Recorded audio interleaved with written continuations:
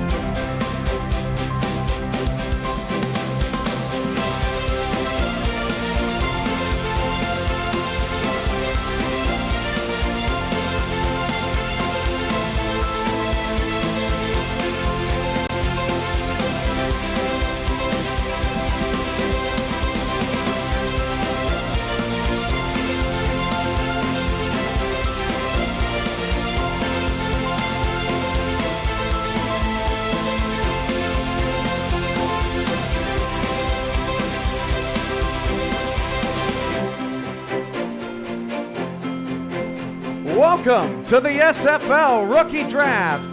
Tonight, 24 SFLM players will get the call and begin their journey to stardom in the Simulation Football League.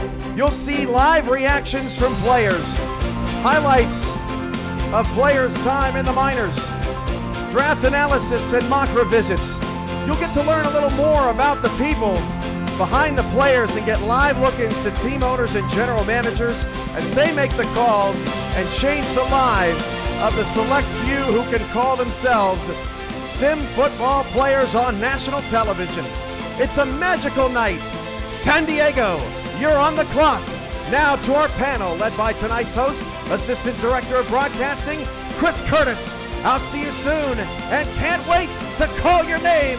This is the SFL Rookie Draft.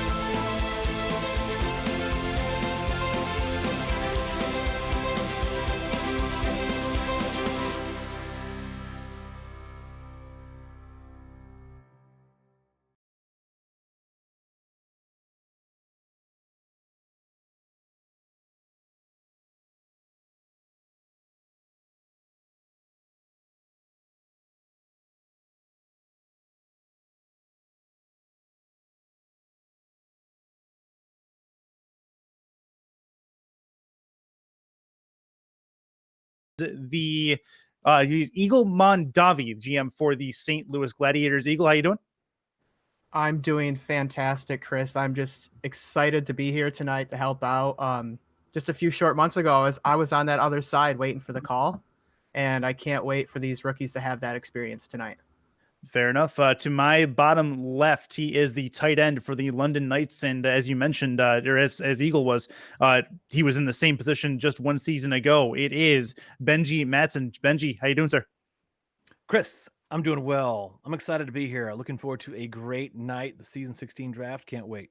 Yep, should be a lot of fun. Middle center, middle bottom is Coach Craven. He's a linebacker for the Lone Star Glory as well as the head coach. Mr. Craven, how you doing? I'm doing great. It's another glorious day in the SFL. Looking forward to all those rookies out there getting landed on a spot today. Yeah, should be a ton of fun, no doubt about that one. And then he is the tight end for the Louisiana Revolution. It is Frank Wade in the bottom right. Frank, how you doing? I'm doing great. Very excited for this night for the rookies, and can't wait to get started. Absolutely. 24 players going to have their sim football careers started.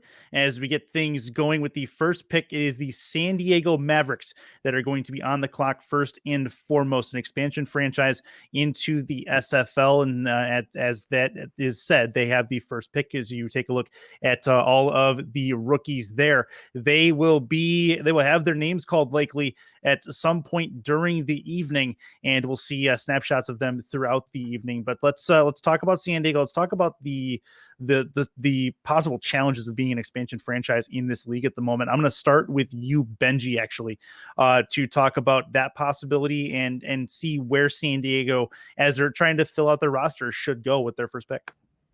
Sure, absolutely. Welcome to the SFL San Diego. Can't wait to see them take the field for sure. So looking forward to that action, and we are excited that they're a part of the season 16. They had some good success in free agency. They were able to secure some key components for their first season coming up. So we know they're targeting maybe a few specific areas. We could talk about their needs a little bit, but we might see a need on the defensive side of the ball, perhaps for San Diego. That looks like they took care of a good core of their offense in free agency. So we think perhaps defense might be a target for them and a need some additional leadership on the defensive side of the ball for San Diego as they approach season 16. Taking a look at the GM for San Diego, that is Jacob Clear, who is the leadership for that franchise, hopefully in the positive direction in their first season in the league. Coach Craven, your thoughts on San Diego coming into what is becoming a very parried league across skill sets. These teams, just even though we add more teams, it seems like there's thinner separation between all of them. Yeah, and I don't think that's going to change a whole lot. I think that we may never see an undefeated team again. Who knows? It'd be kind of fun if that were the case. San Diego, there's a lot of great value guys sitting there for them. I keep thinking that maybe somebody like Devin King might go there, go play with his dad. He'd be a heck of a pickup. I know Devin from 2 seasons with San Jose, so it'll be interesting to see what happens. But they could go anywhere, and it wouldn't be bad. And the last thoughts, give me about 10 seconds worth of stuff, Frank Wade. Hey, built a strong front end on the defense, and I think they're going to concentrate on the back end. Okay. Fair enough. Okay. Well, with that said, Eagle, we'll get your thoughts on it after the pick comes in, but I want to work on getting this set up. We have history about to be made in season 16 of the Simulation Football League rookie draft. The first pick for the San Diego Mavericks is in, and we are going to send it to Commissioner Cameron Irvine to make that announcement, sir. Let's see if we can work the technology right here for this first pick, this historic first pick. With the first pick in the SFL Season 16 rookie draft, the San Diego Mavericks have selected Mike Ryan, strong safety. DC, You're on the clock with the second pick. So Mike Ryan, they went ahead and shored up some of the defensive responsibilities, did San Diego with that first pick. And congratulations to Mike Ryan. Congratulations to San Diego on that pick. Mr. Mondavi, to take a look at Mike there, as he is definitely pumped up, got the suit and tie going, got the fisherman's hat. I love the look. That is a Hall of Fame gentleman right there. And Eagle, your thoughts with them going defense on the first pick? This was the clear and obvious first pick when they earned that first spot. Mike Ryan, Tyler Falk, a fantastic guy for their locker room. Okay. He's going to bring in everything. He's got his own podcast that he's doing. It's a positive move for San Diego, and I'm jealous of them right now. That's a good way to put it. I'm going to go back down to Frank. You didn't really get a whole lot of analysis in before the pick. What do you think of this pick going at strong safety for pick number 1? Oh, I think it's a good pick. He's good with the mic, and he's good on the field, and it shores up their back end. Like I said, that's all they needed as far as the strong safety goes, and they picked a good quality guy right there. Okay, and Coach Craven, let's jump on the defense wins championships bandwagon for a moment. Strong safety, you gotta be able to defend the pass, especially in this league. Rushing is important, but if you get beat through the air, you're not going to win a lot of games, and this is a good pick, you think? Oh yeah, I think so. And he's also a value pick character-wise, and what he brings. He's got a lot of enthusiasm for the league. There's no downside at all to this pick at all. I think Mike is a great guy. He's a good pick for them, and I applaud it all the way. Okay, as we move in, let's move ahead to DC. Now we take a look at the second pick in this season 16 football or Simulation Football League draft, and DC Dragons are on the clock. This is a big pick for these guys as the Dragons come back into the league. Benji, you take a look at what they've done in free agency. Where are you seeing their efforts going as they start to mesh into season 16? Sure. Also, congratulations and welcome DC to the SFL. Looking forward to watching you guys play here in season 16. And they've got a lot of open spaces to fill here in the draft this season. This number 2 pick, we've all been looking at it. If everyone has been expecting Mike Ryan to go number 1, this second pick has had a ton of attention and focus paid on it. What is DC going to do? They could pretty much draft anyone and slot them in here. They do have a quarterback and their running back secured for season 16. They do have linebacker Clint Hendershot, who came over in free agency, Connie Rockefeller, and Jack Russell, the all-star Jack Russell, back there in the defensive secondary. Aside from that, it's wide open, and they have the opportunity here to take someone who can make an impact right away. I think they need to perhaps look at someone who can stretch the field, who had a fantastic season in the SFLM and is ready to contribute perhaps on the offensive side of the ball, get some explosion in there. I'd like to see them target someone on that side of the ball. They might say defenses win championships, coach, but we all know offense puts people in the seats. About 3 minutes on that clock. Frank Wade, the offense seems to be the order of the day for Benji for the second pick. Is there a possibility they maybe go defensive here? I think that I'm with Benji. They go offense. They need weapons, and there's plenty to choose from. But again, like I said, when I put the mock draft out, they could go anywhere. They can totally. They're the wild card of this draft right here. They could go totally anywhere. But I think it's going to be offense. And Coach Craven, being that they are the wild card, their decision shapes the future picks of the rest of the board in this first round, I would think. And do you have a thought of where they may go? Do you have a kind of a thought of where you would like to see them go? Yeah, you're right that it could definitely shake things up, whatever they do. I think with as many picks as they have and what their cap position is going to be, they go for value. They go for cap value, the most bang for your buck right now. And that could be anything. Could be offense, could be defense. There's some great people out there. If you were to twist my arm and make me decide, I'd say offense. I'd say they want to pick someone on the offensive side. You take a look there at the DC owner of the DC Dragons, Jermaine Smith, pretty decent human being as well. As we get things going, he's working the board, seeing what would make sense for him, and I believe he has more or less probably worked on making his selection. I think it's going to be a good one. He is a very analytical human. There's no doubt about that. I think he's going to make the right call for his organization. Eagle, coming to you real quick. Do you have any thoughts about where this is going to go in regards to DC? Yeah, it's everybody's hit on it, right? DC has so many options where they can go. But I'm looking at a position of need where the players aren't there. I think DC goes Jack Lewis kicker, or they hit up the first offensive lineman, Greg McDonaldson. Okay. They skip over those players. They may not get them coming to the next pick. So with the one kicker in the draft, it's kind of tough to skip that one kicker. Well, and we didn't see a kicker taken. We saw a kicker taken. I believe it was the 10th pick of the draft last season when the kicker was selected, which was a bit of a shock. So to see one taken, potentially number 2, could even be a bigger shock. That could be a ton of fun. I believe DC has more or less made their selection. The pick, I believe, is in, and we're going to ship it over to Commissioner Cameron Irvine to make that announcement.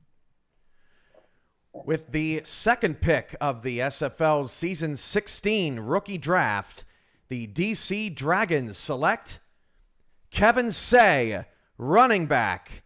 Portland is on the clock with the third pick. Okay, so Kevin Say is off the board, and I am going to give it right over to Coach Craven for the immediate reaction, because I saw the look on your face as you take a look at some of the SFLM highlights. Where did that reaction come from? What emotions are you feeling right now based on this pick? I love Kevin Say. I've been talking to him for 2 seasons now. We talked about him last season as the Lone Star. He's a fantastic guy. He's shown he'll stick it out. I love Kevin Say, and the thought of him having to start over and lose his value was a little hard to take. So I'm glad he got it. He's getting a shot. He deserves it. He is a fantastic guy. This is awesome. That's good stuff. So you take a running back with the number 2 pick. They already had their running back taking care of. You would think that creates a bit of a dual-headed monster in DC, the dual-headed dragons, so to speak, as we get in. Frank Wade, you were thinking somebody who was going to be a game breaker. Does Kevin Say have that particular mindset, you think? He is a game breaker. He's a high-valued running back. Been with the minor league last year and this season, and I think it's a good pick. He said he wants to run the ball when he was elected team, and he said he was going to keep running it in his favorite, and they're giving it to Kevin Say to run that. I like it. Eagle, your thoughts on Kevin Say and them going for a running back in this particular spot? I love Kevin, but to me, there were more needs at other positions. There was no other teams that needed a running back. They could have taken the running back in the 3rd round and got a kicker, got an offensive lineman, got a top quality wide receiver. Kevin's going to be a great running back in the league, but I thought they would have gone somewhere else with this pick. Okay. That's a fair analysis. And then Benji, your quick thoughts before we move on to Portland. Also love Kevin. He put in 2 hard seasons in the SFLM, so congratulations to him. It's awesome. He's going to tear it up on the field. I think DC could go wherever they wanted to with that pick. Kevin is an explosive athlete at the running back spot for DC. If they're going to be running the air raid style that they're hinting, they're also going to need some big playmakers on the outside. So I was a little bit surprised that they did not pick wide receiver for that 2nd spot, but congratulations to Kevin. He's going to tear it up. So let's switch gears. Congratulations to DC on their first round pick, and also congratulations to Kevin. Let's switch gears though to Portland. Let's go to the Shipyards, and let's talk about a team that did not exactly tear it up a season ago. And Frank Wade, I want to give you initial analysis on where Portland's mindset is going into this draft. Do they need to kind of retool, or do they need to completely rebuild at this point from the ground up? Well, I think the first move you got to look at is the signing of Ezekiel Love at running back and moving Trusman back to fullback. Bringing Benji Warner in was a good choice. I think we're going to go either defensive back or linebacker. Okay, something to shore up the defense as you take a look at Jacob Bovett, the Portland owner there, trying to see the board, see what would make sense for his guys to bring onto the field. Coach Craven, going to give you a second stab at Portland. Again, a team that did not do particularly well. They're looking to improve, and it starts draft night. Where do you think they're headed? It wouldn't surprise me to see them take one of the offensive linemen, just because that's a kind of a nice foundational piece. They had a lot of guys. Frank mentioned the move of Ezekiel Love, the running back, Trusman back to fullback. They made some moves there. They needed to get stronger. They needed to be able to bloody people a little bit, and getting an offensive lineman here would be a great move. But they think outside the box a little bit. We saw that last season, so it's hard to say. That's what I would do if I were them, though. Benji, this is a team that really lacked an identity a season ago. Do they try to find that identity with a big first round pick, as this could really shape their season and their franchise going forward? Yeah, I think they are excited right now. They're on the phone with who they've wanted this entire time, having that 3rd pick in the draft. They were locked in on that one, and they had their moments last year. Great defensively. They did lose Frank Champion from that side of the ball, linebacker. So they could be looking to make a splash with linebacker, perhaps, or one other member in that free safety spot too, in addition to that O-line potential need. But Portland's going to have an improved season this year. It's going to be a force to watch in the SFL for sure. Looking forward to see where they go with this 3rd pick. And Eagle, I'll give you post pick analysis as well, but I want to get your thoughts, see if you have anything differing from the other three, or if you're if you echo their sentiments as far as where they should go.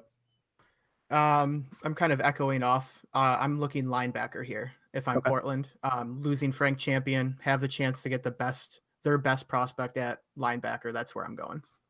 Yeah, Frank Champion, of course, who retired in the off season, and definitely a very storied SFL career. Portland still working their way into getting this pick selected. They have a couple minutes remaining on it. Just a thought process as well. If one of these teams does go past the time that is required for them to make the pick, their pick will be moved to the back end of round number 1. So that is how that one goes. So and Portland, they are looking to improve. They have a lot of things that did not go particularly right a season ago in their first season in the league. As they work to get that corrected, this is a big franchise potential turning point as they try to adjust and improve from one season ago. That said, I do believe the pick is in for Portland. The Fleet have made their selection, and we want to get it over to Mr. Cameron Irvine for that announcement. Cam, whenever you're ready.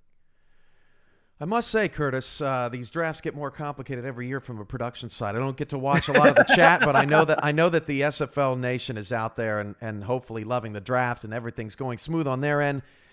So we really hope you're enjoying your night out there wherever you are. With the third pick in the SFL's season 16 rookie draft, the Portland Fleet select Gary Clem, outside linebacker. Brian likes it. London, you're on the clock with the fourth pick. I realistically love the reactions that I get from Coach Craven every single time an announcement is made, and he loves the guy. You can tell he loves this guy. And I'm going to go to Craven, and then I'm going to go to Eagle. Give me your thoughts, Coach, on your thought for Gary. Gary's a 2-season guy at San Jose. We talk a lot. He's a linebacker. I'm really happy to see him get a spot. I knew that there were some conversations being had, and I didn't want to give anything away. Sure. But I love this pick. I'm glad to see. I mean, hey, I'm from Portland, so, good to have a friend representing. So I like it. I'm just excited for Gary. I like it. Eagle, good pick. Spot on pick, linebacker. That's where they needed a few great opportunities. So Gary's going to fit in really well up there in Portland. Fair enough. And Benji, I'm going to go to you next because you're not going to have any analysis on the next pick. Give me your thought processes on Gary and where Portland should focus their attention now, potentially, now that they have their linebacker spot taken care of. Yeah, a great pick. Gary's going to be awesome in Portland. And now Portland can sit back. They could possibly be looking for someone to help shore up the defensive secondary. They did move Bob Funk over to free safety, the one and only Bob Funk, from cornerback to free safety. So they could be looking to shore up that with maybe a third cornerback, potentially, or another free safety to roam in that defensive secondary with another pick. And I like what Coach said about that offensive line spot. What with this draft, though, and the number of linemen, they might not have the luxury of having an O-lineman fall to them with their next pick, though. But I think Portland's setting up well, maybe shore up that defense with one more selection in the draft. And Frank, as we take a look at London's team owner, Liam Crowder, we move into London territory across the pond, and he is looking at it, obviously an improvement over last season as well. The Knights did not necessarily do as well as they would have hoped, but you have a look at Liam there. And where do you think London, who is sitting pretty in one of the top 5 picks of this draft, where they're looking at as far as what position they need to fill? They got a couple spots, but I still think, my first mock draft and then my edit was kicker both times. I think we're going kicker here. He's the only one available, and they need one. So this is the pick right here.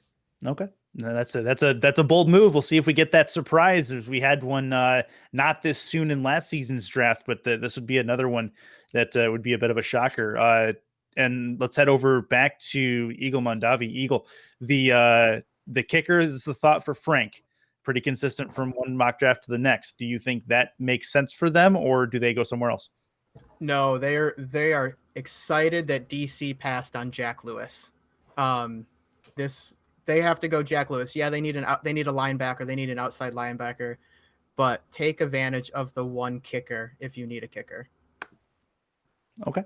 See if that is indeed where they go. Coach Craven, echo the sentiments. Yeah, I think so. And Jack played for me in San Jose. He's a good guy. He's a locker room positive. I would love to see this happen.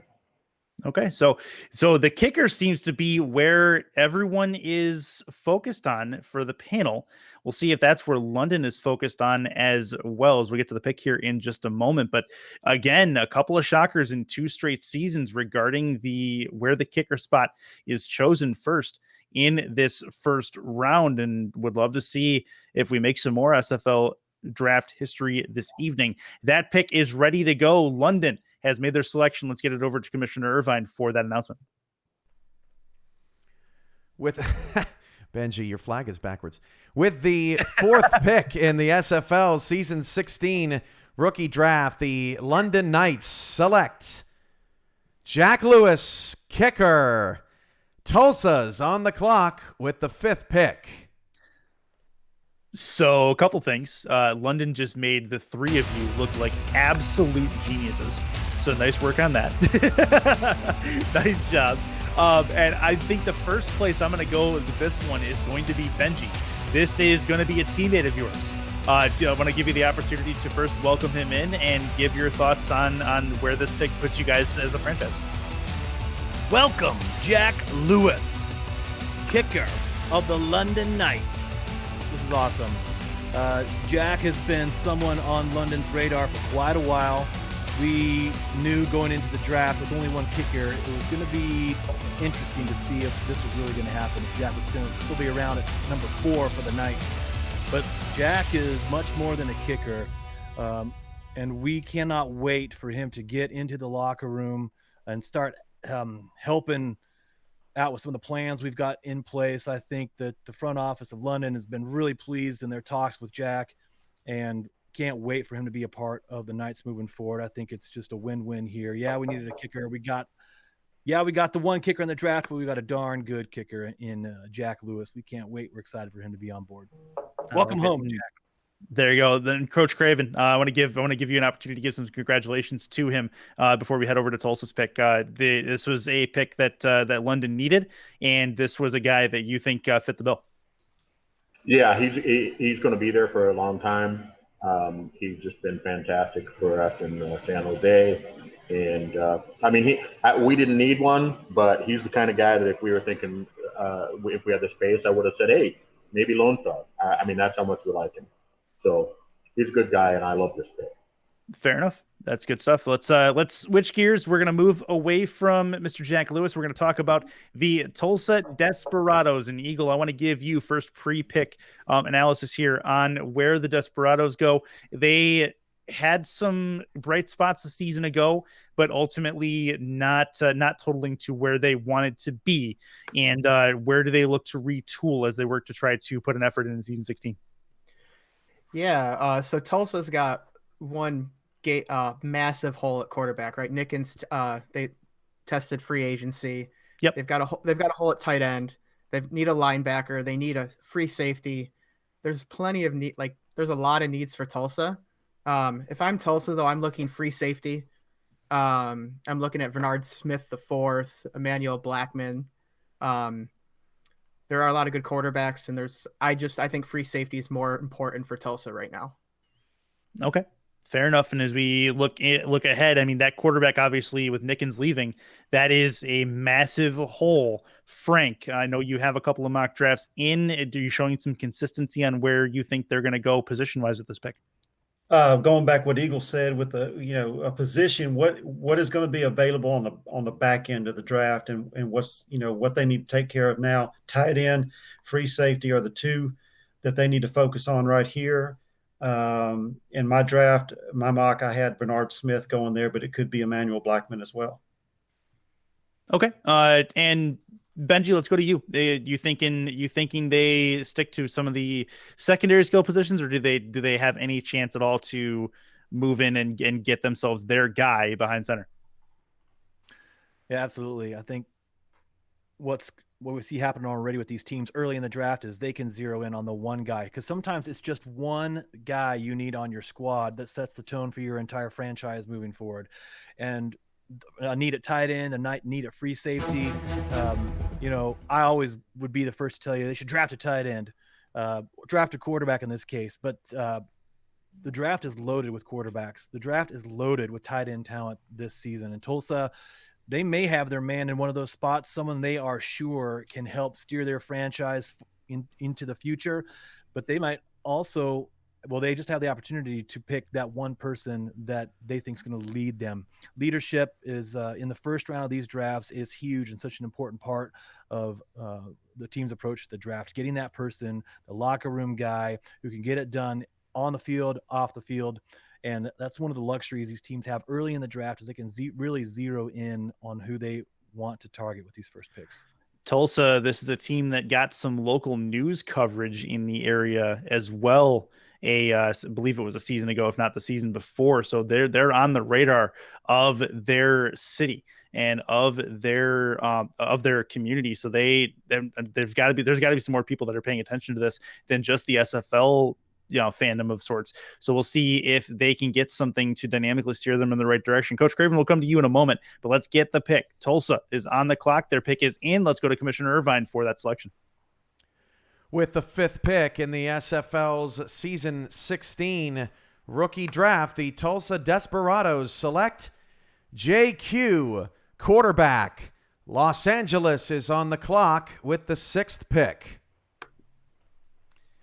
Okay, so JQ comes off the board. The quarterback, they went ahead and got the top skill position in the game and went ahead and shored that up so they could focus on other needs. And Coach Craven, we're going to go to you with post-pick analysis on this. Was this the right call, or did they miss here based on the positions available? No, I don't think they missed. I mean, Jay has been around. He's another guy. We've seen his commitment. He didn't get drafted last season. He's been here 2 seasons. He's got a great build. He lives on the other side of the world, and so sometimes we don't get to see him. But he's a good guy. He deserved to get picked. And just like Eagle said, gaping hole on their team. Why wouldn't you fill it with this guy? So I like it. It may be disappointing for some teams behind them, but it's a good pick. So Benji, I like going to you for insight on future selections based on where they just picked. Now we take a look at the quarterback position being filled. Now, where do they put their focus? Is it on the secondary skill positions on defense, or do they stick to the offensive side? Well, I think they got their guy there, JQ, number 1 value quarterback in the draft this season. So they got their guy they wanted. That tight end spot for Tulsa could be such a huge impact for them, but they've got Manning over the top, and Sanzo Robinson running that ball up the middle. So they've got playmakers, DJ Hume. They still have Corey Jones on the outside. So I think offensively, if they can afford to wait for a tight end now in this draft, let's take a look at the defensive side of the ball. They have 2 cornerbacks. They have that hole at free safety. Free safety is a little bit thinner perhaps in this draft than the tight end ranks. So that might be where I would see them targeting their next pick. Okay, fair enough. Let's then move ahead to the next pick in the draft. It is a team that Tom Rahman and Rochelle Colston took over in Chicago and relocated to Los Angeles. It is the Los Angeles Lycans. They are on the clock currently to take a look at the remaining rookies that are still in the draft green room looking to get selected. And I'm going to move to you, Frank. The Lycans coming in, and they are looking to make a splash early with a top 10 selection, the 6th one in the draft. Tom was my quarterback in Vegas. I like Tom Rahman. I'm glad that he got this franchise. What we had going on there, it was, defense. He was able to bring the family over to shore up the corner spots on the defensive side of the ball. The defense is pretty much set. It's got to be a skill position on the offensive side. I think it's going to be a wide receiver, possibly Chris Lee from Tacoma. Okay, that's a pretty specific selection there. We'll see if you're made to look like a genius yet again tonight. And Eagle, are you echoing the sentiments where they go wide receiver? They have other skill positions on the offensive side they need to fill. Where are you thinking? No, Frank's got it spot on, even with the player. Chris Lee or Riley Quintero, first wide receiver will go with this pick. Okay. Yeah, we haven't seen a wide receiver at all to this point in the draft, so that's kind of a shock if you're counting up skill positions. But there's been a lot of those positions that have kind of go under the radar. Your safeties, your linebackers, there's one running back that was taken, and your kickers, the positions that don't necessarily get a lot of the glory, but still deserve a lot of the credit for what their team is able to do season over season. Benji and Coach will come to you after the pick is selected here, but Los Angeles coming in off of a bit of a tumultuous end to the Chicago era in the SFL, at least for this go round. And they are looking to obviously make a splash and get themselves to show that they belong. And I think there's a pretty good group there in ownership between Tom Rahm and Rochelle Colston. I think they've got the right people in place from a leadership perspective to get that done. The Lycans pick is in, and we want to go ahead and get that selection announced. Let's get it back over to Commissioner Cameron Irvine for that selection. With the 6th pick in the SFL Season 16 draft, the Los Angeles Lycans select Chris Lee, wide receiver. Las Vegas is on the clock with the 7th pick. All right, I want to give 5 seconds for Frank to gloat before we get it over to Benji and Coach. I think that's 3 out of 6 so far. So Chris Lee, good pick, well deserved. Good job. Yep. Fair enough. You take a look at Chris Lee right there, Benji. This is the pick that the Los Angeles made, their first one in franchise history since the relocation, and a lot of fun looks like it's about to be had in the in Hollywood. A lot of fun for Chris Lee, a lot of fun for the Lycans. And is this the pick that they should have made, you think, or were there other spots to fill? I like this pick. They did have 2 wide receivers already on the team, but there's some good players at the wide receiver ranks here in the SFLM, Chris Lee being one of them at the very top. Chris is going to go all the way from Syracuse, New York to LA to play for the Lycans. That's really exciting. I don't think they went wrong at all going wide receiver here, and Chris Lee was their guy. They had their pick of the litter. The wide receivers off the board yet, so that's the man they wanted. So congratulations, Chris. Good. That works. And Coach Craven, as we look at Chris Lee there, he is absolutely elated at being selected number 6, the right pick for them. And where do they go from here potentially? Well, I just want to say, and it doesn't matter because I'm not on record, but I would have called Chris Lee as well here. So I'm also a genius. It's a good pick. It's a good pick for them. Chris has been active. He's going to fit in really well with that team, and they've still got a couple of places to fill in. They did bring over a lot of guys from the Chicago franchise. It's just about plugging in holes. So we'll see what they do. Fair enough. Eagle, let's move ahead and go in towards Las Vegas. The Fury, who had a bit of they had some playoff hopes last season towards the middle of the season. It got kind of knocked away. They picked number 7 in this particular draft. You take a look at John Bond, the owner there. Let's talk about where they may go with this, as they have a rather large hole now. They have some rather large holes with the departure of one Tom Rahm. And let's see if they start to fill some of those holes from the departures and get back to winning ways. Yeah, no. So first quarterback's gone. Now here's the thing. Is this where the train continues?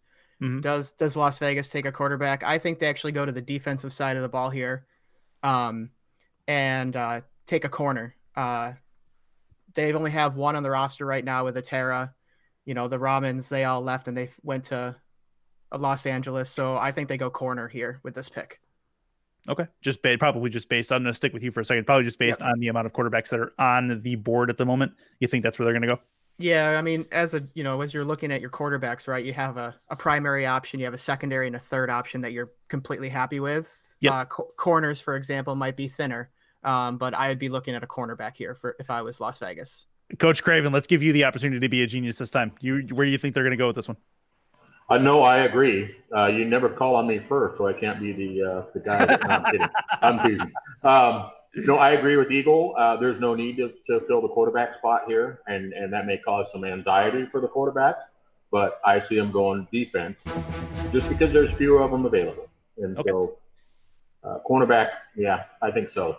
Do you have a name of somebody that might go here, just so we can maybe give you the name? I'll even give you a second chance. You can pick two. I like Mike Scott. We chatted with him a little bit. He's a good guy, but I don't know. I don't know who they're going to go. I just think they're going to go cornerback, probably the top value guy. Okay. Well, that pick looks like it is just about in. It's going to take a second to get it processed, I believe. But either way, the Sin City looking to add a new member to their roster and get back to some winning ways that they've had. They've had some playoff appearances in the past in franchise history. They were part of a very memorable wild card weekend a few seasons ago. That was our first front page wild card game in SFL history, I do believe, on the Twitch front page. So I was very, very proud to be able to be a part of that one. And then we're going to go after the pick is in. We'll go to Benji. We'll go to Frank because I want to get their thoughts on it. But with Las Vegas picking where they are, the only way that I would think that they could go is up and building themselves a solid foundation. I would actually, let's go to Benji now. I would think quarterback here. You think? Quarterback or cornerback? I was thinking Cornerback. They, pick your poison here. I kind of echo the sentiments of the panel here. I think they do want to build. They did lose their long tenured quarterback who's now in LA. And you always want to look for that leader on that offensive side of the ball, the captain of the team, that quarterback. But again, I just think the draft's loaded with quarterbacks right now. And cornerbacks, if there's a run on cornerbacks, LA or Las Vegas is going to miss out on them when the draft swings around to them again. Look to their neighbors. The SFLM champion, Albuquerque Adams, have a pair of cornerbacks in this draft, and I think either of them could go right now. We got Marco the Hawk Swift and Adam Leach sitting right there. It's quite possible one of those two could be headed to Las Vegas. All right. Well, let's see what Vegas adds in. Commissioner Cameron Irvine is ready with that selection. Let's get it over to him to make that announcement. Cam?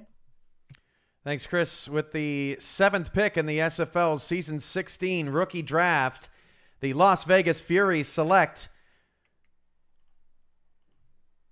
Christopher Magel, strong safety. Or Magel, Christopher Magel. If I got that wrong first, I apologize. Christopher is going to Vegas. Carolina's on the clock with the 8th pick. Christopher with a K off the board, and you see him right there. He is absolutely having a whale of a time. Strong safety off the board, and they shore up the defense. They didn't go cornerback here, Frank, which surprised a lot of you guys, I think. But that is a very happy man right there for that selection. What do you think of this pick? They need help in the secondary. They've got Max Jackson there, strong safety. I was really thinking quarterback. I had Roger Law from Birmingham going there. Marco Swift wasn't picked early, so that's another possible name. Quarterback, I was thinking was going to be in the next round. I think their guy's still going to be there. This is a surprise for me. I thought it'd be one of those two corners. But good job, but good pick for Chris, though. I'm happy for him. Yeah, absolutely. Let's touch base and go back over to Eagle. You called cornerback first, I believe, and I want to see where your thought process is, and then we're going to strong safety instead. Well, I mean, they went strong safety, brings him into strong safety too, right? So he can line up as the nickel corner. So true. So they did hit that need. I figured they would have gone just a specific corner, but next round, that's where they go. They get their quarterback next round, and they get another corner to end the draft for them. That's fair enough. Yep. Fair enough. Let's move ahead. Let's talk about one team called the Carolina Skyhawks, one of the fan favorites, and one of those that are, well, they have a personality to them, and this is a very fun team. There is no doubt about that. They enjoy having fun. The Prasads, everybody over there. This team is looking to make a splash, looking to be in the upper echelon of the SFL's elite. And this being a top 10 pick could put them in that spot, depending on where they go. Let's touch base with Coach Craven. Hi, I'm kicking on you first this time. Let's see where you want to go, where they want to go with this first selection.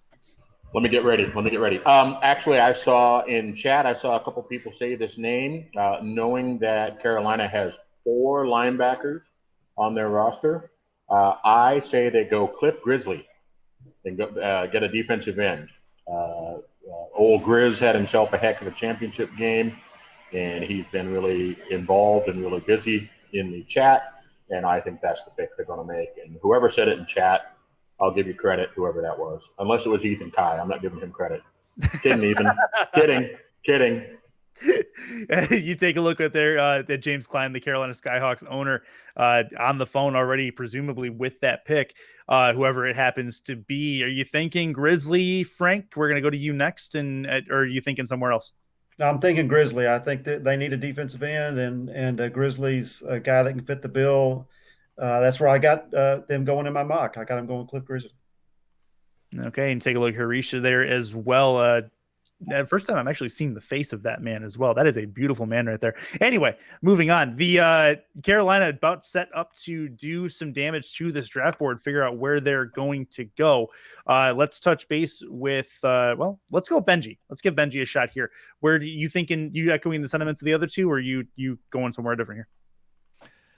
No, I think that's the one hole you look at, someone on the defensive line. They could go defensive tackle to one of those spots, but they're going to be weighing that option.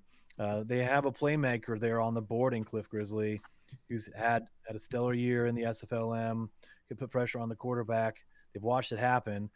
Defensive tackle, they got a few good picks there too. They could go either way. I mean, I don't think they're going to go. They didn't carry a second tight end last year. They did have their fullback Tony Zoma transfer over to tight end, so they are without a fullback right now. Don't know if that's in the cards for them offensively as they move forward, but with only two signed on the defensive line right now, Christopher Cologne and Phil Hall, I do think they are stretching for someone there to fill out the defensive line. Okay, Eagle, I'm going to give you a couple seconds here. Are you thinking defensive line as well, just so we can get a round out of the panel? Yeah, no, looking at their roster, it's fullback, tight end 2, or defensive end. For me, it's going to be defensive end here for Carolina. Okay.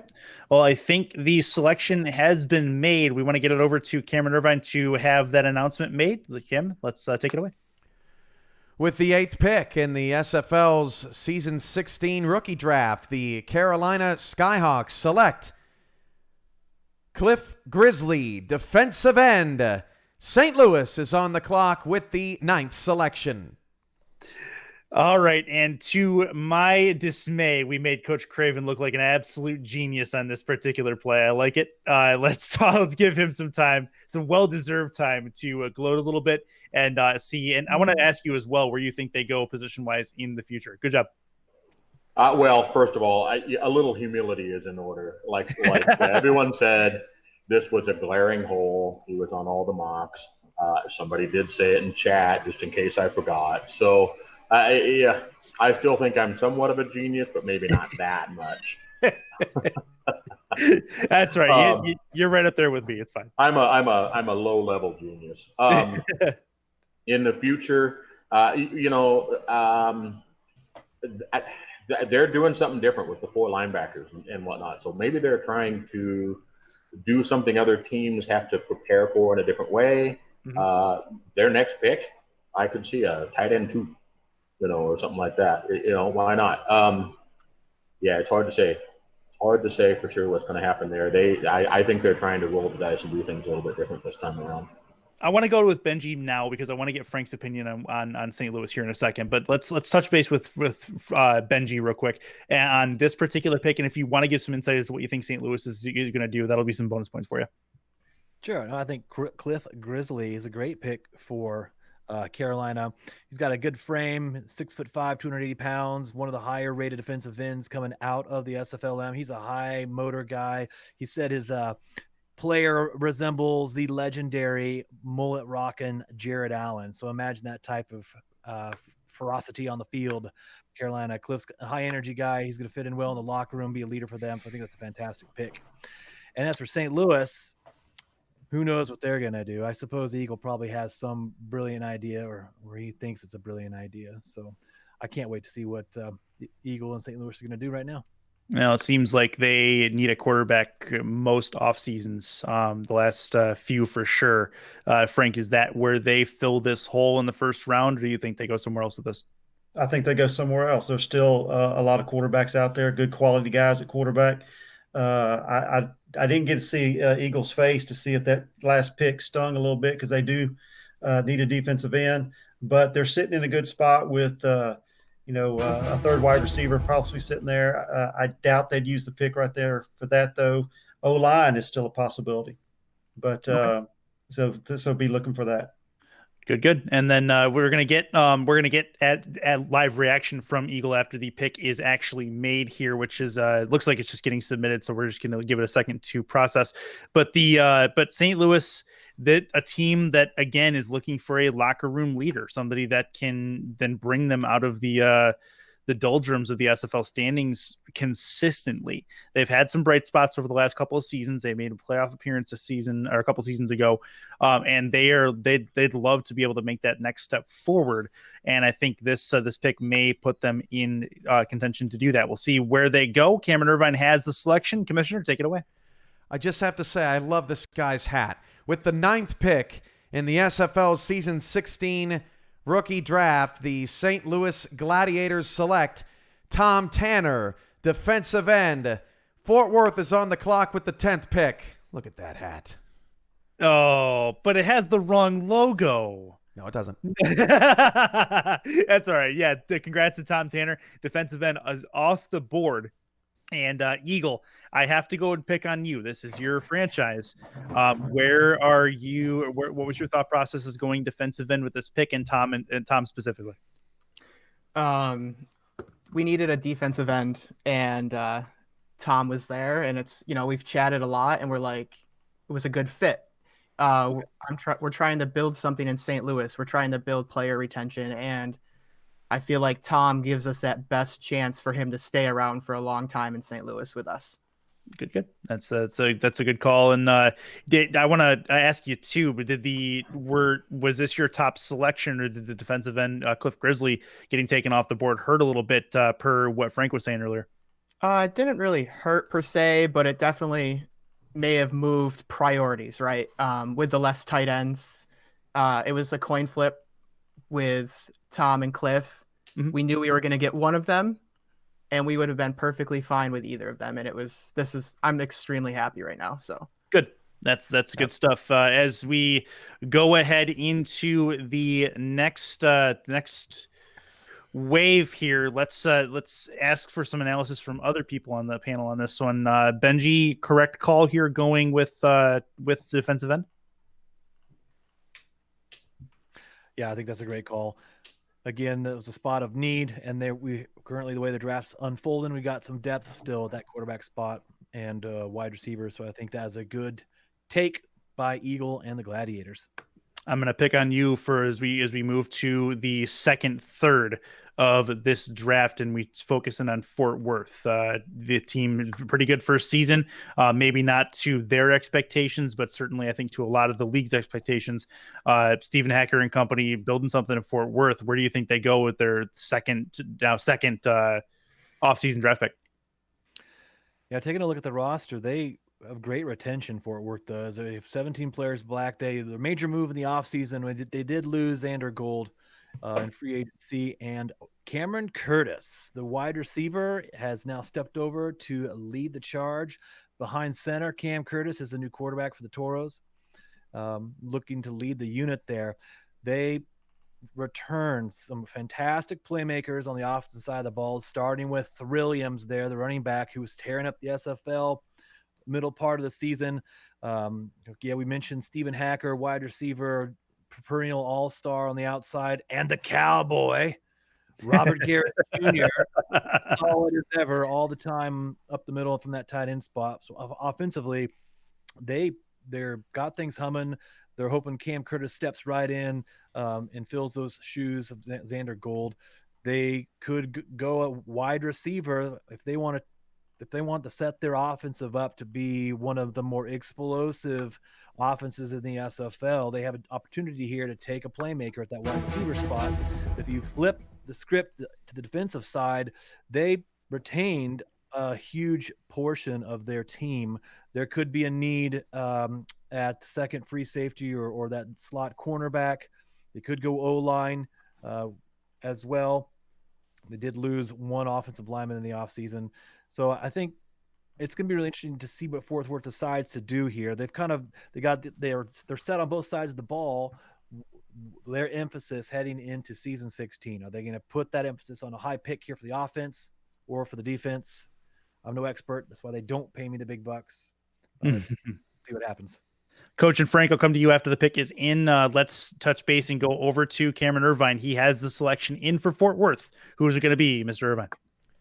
With the 10th pick in the SFL's season 16 rookie draft, the Fort Worth Toros select.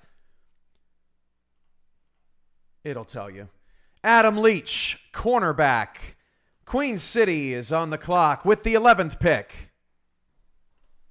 Okay, so Adam Leach is off the board. They shore up the secondary a little bit. And I'm going to go to Frank first and then Coach. Frank, your thoughts on Adam Leach? His name was mentioned earlier in this draft. He slips to number 10. Where are you thinking for Fort Worth here? I was thinking maybe more defensive tackle. I was thinking maybe that spot. There's not a lot of defensive tackles out there. More quality. Now, Adam Leach is a good quality corner. Don't get me wrong. I thought there was just a more of a position pick for defensive tackle there. Okay, and Coach, echo those sentiments, or do you think this is the right call? Well, I do think it's a good call, but I also was thinking like Frank was, just because of it's a buyer's market, more of a buyer's market on defensive backs than it is on the defensive line. But I do think it's a good call. They're not going to feel, they're never going to regret this. There's not going to be any buyer's remorse. Taking care of that nickel, that defense, they lost a guy there, and good move. Okay. As we go to from a Stephen Hacker led Fort Worth Toros to the team that he departed to take over the Fort Worth franchise, the Queen City Corsairs, the 4-time champs, looking to try to get to the top of the heap again. Let's go to Eagle Mondavi. First analysis on where the Corsairs go to start this season 16. For me, they're going to go one spot. They're going to go offensive line. Queen City had 4 offensive linemen last season. They lost all of them in the offseason. And with the new O-line coach role, I think Greg McDonaldson goes here to Queen City. That's a pretty consistent pick amongst the mock drafts as well, it looks like. And as I was looking at them, and Frank, I know you had McDonaldson going on one of yours as well. Is this where you're thinking for Queen City? That's what I'm thinking. It's O-line. The only other possible pick it could be is maybe another defensive back, but it's O-line right here. I think on the first mock draft I got Greg going there. And the second one, I have James Richards going. So it's one of those two, probably Greg. Okay. And Coach, you thinking more of the same from Queen City? Yeah, I think so. They've been very consistent, running 4 offensive linemen in the past, and obviously they like that. They're committed to that. It would be a bit of a surprise to me if they went elsewhere. One outside the box thing maybe that we haven't seen from them is if they went fullback and tried to have him do some of the blocking that the offensive line was doing. But I don't think they're doing that. I think it's offensive line again. I did see a fullback in one of the mock drafts as I was taking a look, so that might be a thing as well. But Benji, last thoughts on Queen City before we see where the 4-time champs are going to go? No, with the switch to divisions, though, in the SFL for season 16, Queen City is now one of London's fiercest rivals. So I'm interested to see what they do here, of course. I think Eagles, the crew is right on board with their thought about the offensive line here. They filled their other need. They ran 3 defensive linemen last year, and they didn't lose anyone, but they added a 4th this season with Tina Begin coming over. So they are stacked up front on the defensive front. So I think that O-line is the place to go for Queen City. Okay. Seemingly O-line is the name of the game for Queen City. We'll see if they agree. Let's go to Commissioner Cameron Irvine to see this selection. Cam?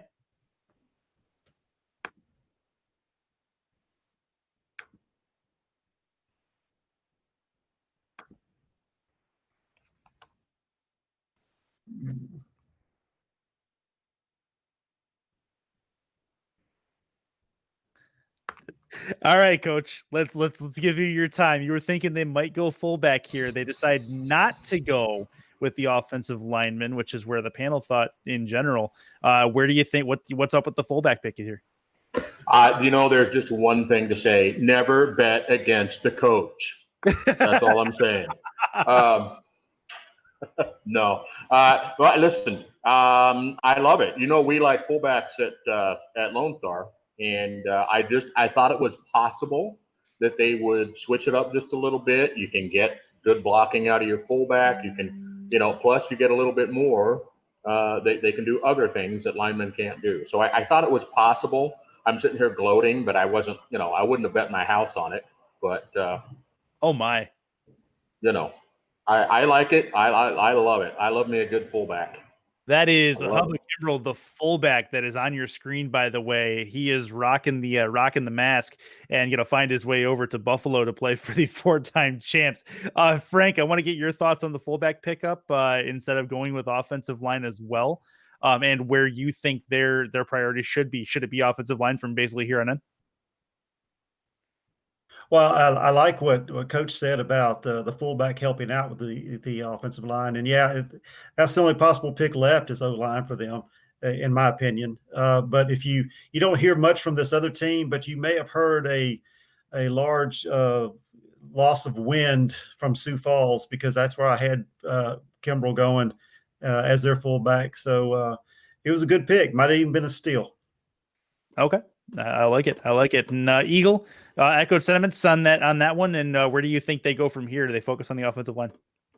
It just makes me wonder.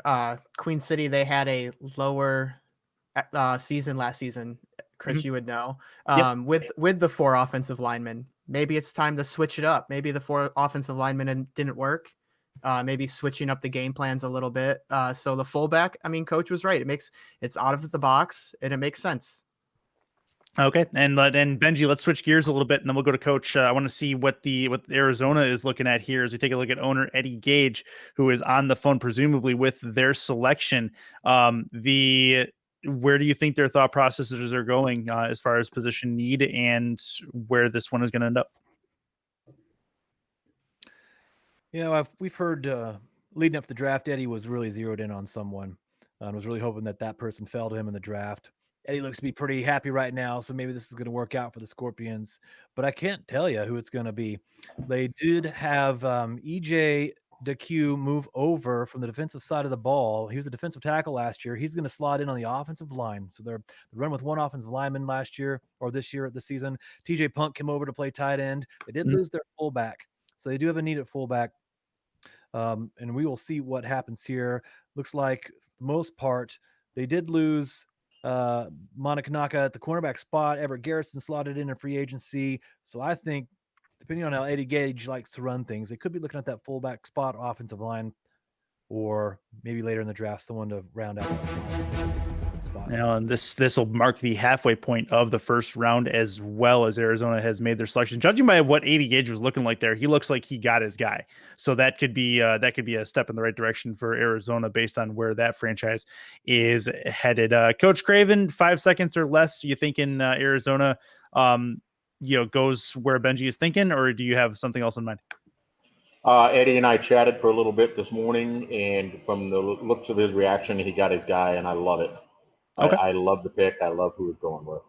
Okay. Well, fair enough. Let's see who exactly that is going to be. Cameron Irvine, you're on the clock. Oh, I'm on the clock.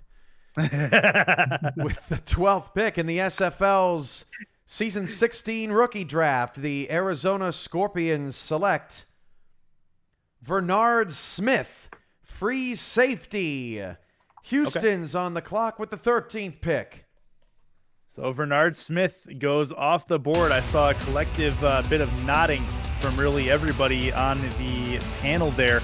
And take a look at some SFLM highlights from him.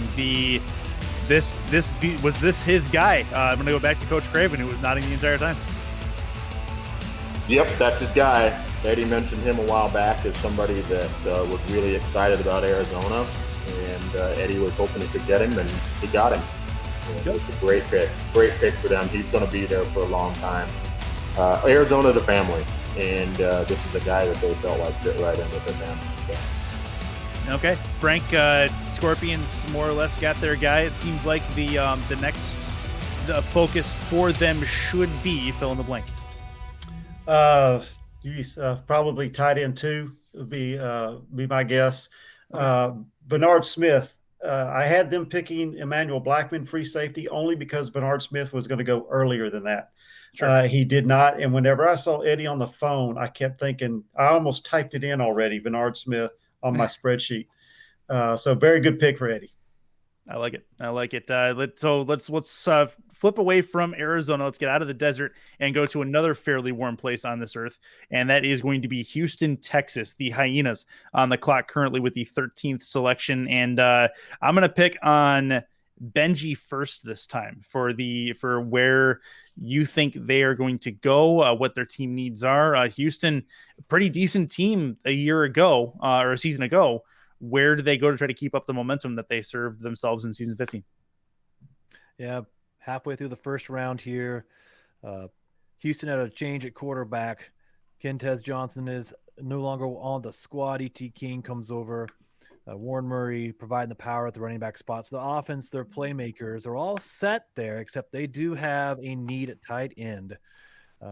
Dax Lewis was there last season, and they need someone at that tight end spot. That could be a priority for them, but on the defensive side of the ball, I could see them needing a cornerback in a pretty bad way.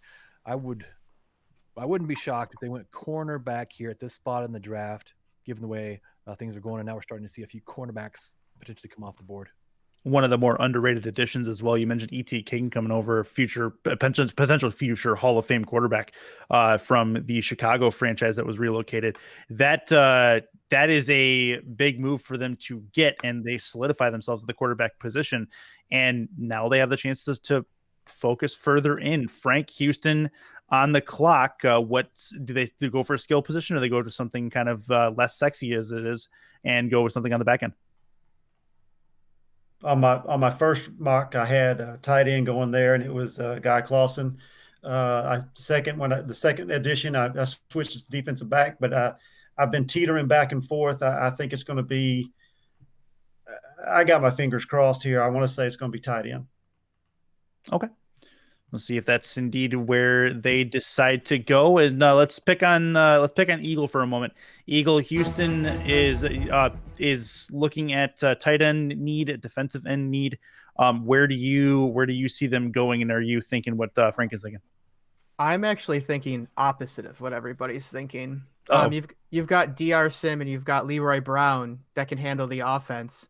But if you look at the back end on the defense, you need a middle linebacker in there, somebody to partner with Rookie of the Year, Brody Gulch, and you have 0 corners. So if I'm Houston, I'm looking middle linebacker or corner here. Okay. All right. Fair enough. We'll come to Coach Craven after the pick is in. So I want to get his thoughts, but let's get over to Cameron Irvine for this selection number 13 off the board right now. With the 13th pick in the SFL's season 16 rookie draft, the Houston Hyenas select Marco Swift, cornerback. The champion Albuquerque Adams Atlanta is on the clock with the 14th pick. Okay, Marco Swift off the board. So that might take some people by surprise. Coach Craven, let's talk to you, and then I want to head back over to Eagle for his thoughts as well. But Coach, what do you think on this cornerback pick? Well, I like it. I don't know if Marco Swift was always on their board, if they didn't expect him to fall that far. If they didn't and had a different plan, good for them changing gears and going and grabbing a good cornerback. Eagle was absolutely right. A little bit weak on the defensive side. They took some hits there. And so this is a value pick. And they still need a tight end. Absolutely. I'm with you, Benji. Need a tight end. But you can get one a little bit later, and this is a value guy that they didn't want to risk going any further. Fair enough. And Eagle, I want to get your thoughts. You had thought about this side originally, and I think your thoughts were, I don't know if you just sent telepathy over to Houston or what, but they went more or less where you were thinking. Where you think they focus in on from here? I think next pick they're going to be looking defense again, middle linebacker. DR Sim, Warren Murray, Leroy Brown. They can handle the offense with E.T. King. Tight end will come. but later in the round, they need to shore up the defense. So if I was Houston, I'd be looking defense for a little bit with these next few picks. Okay. Frank, let's switch gears. Let's take a look at the next one on the board. It's the Swarm, Season 14 SFL champions. Where do you think they start their process going into Season 16? This is their only pick of the draft. So the only position I got showing based on what they did last season was a third wide receiver. And Riley Quintero's sitting there. There's some other quality wide receivers there as well. So I'm looking to for them to pick wide receiver. Okay, going wide out. That's a thought. Benji, you think you echoing that sentiment, or you think there's somewhere else good to go? I'm going to echo that sentiment. I think with only one pick, Atlanta's going to be slinging the ball all over the field again next season. With BDG coming out of that backfield. Yeah. They can add a weapon, one of the biggest weapons in the SFLM. They can add them right here at that wide receiver spot. So I think that they might be going with one of those top wide receivers right now.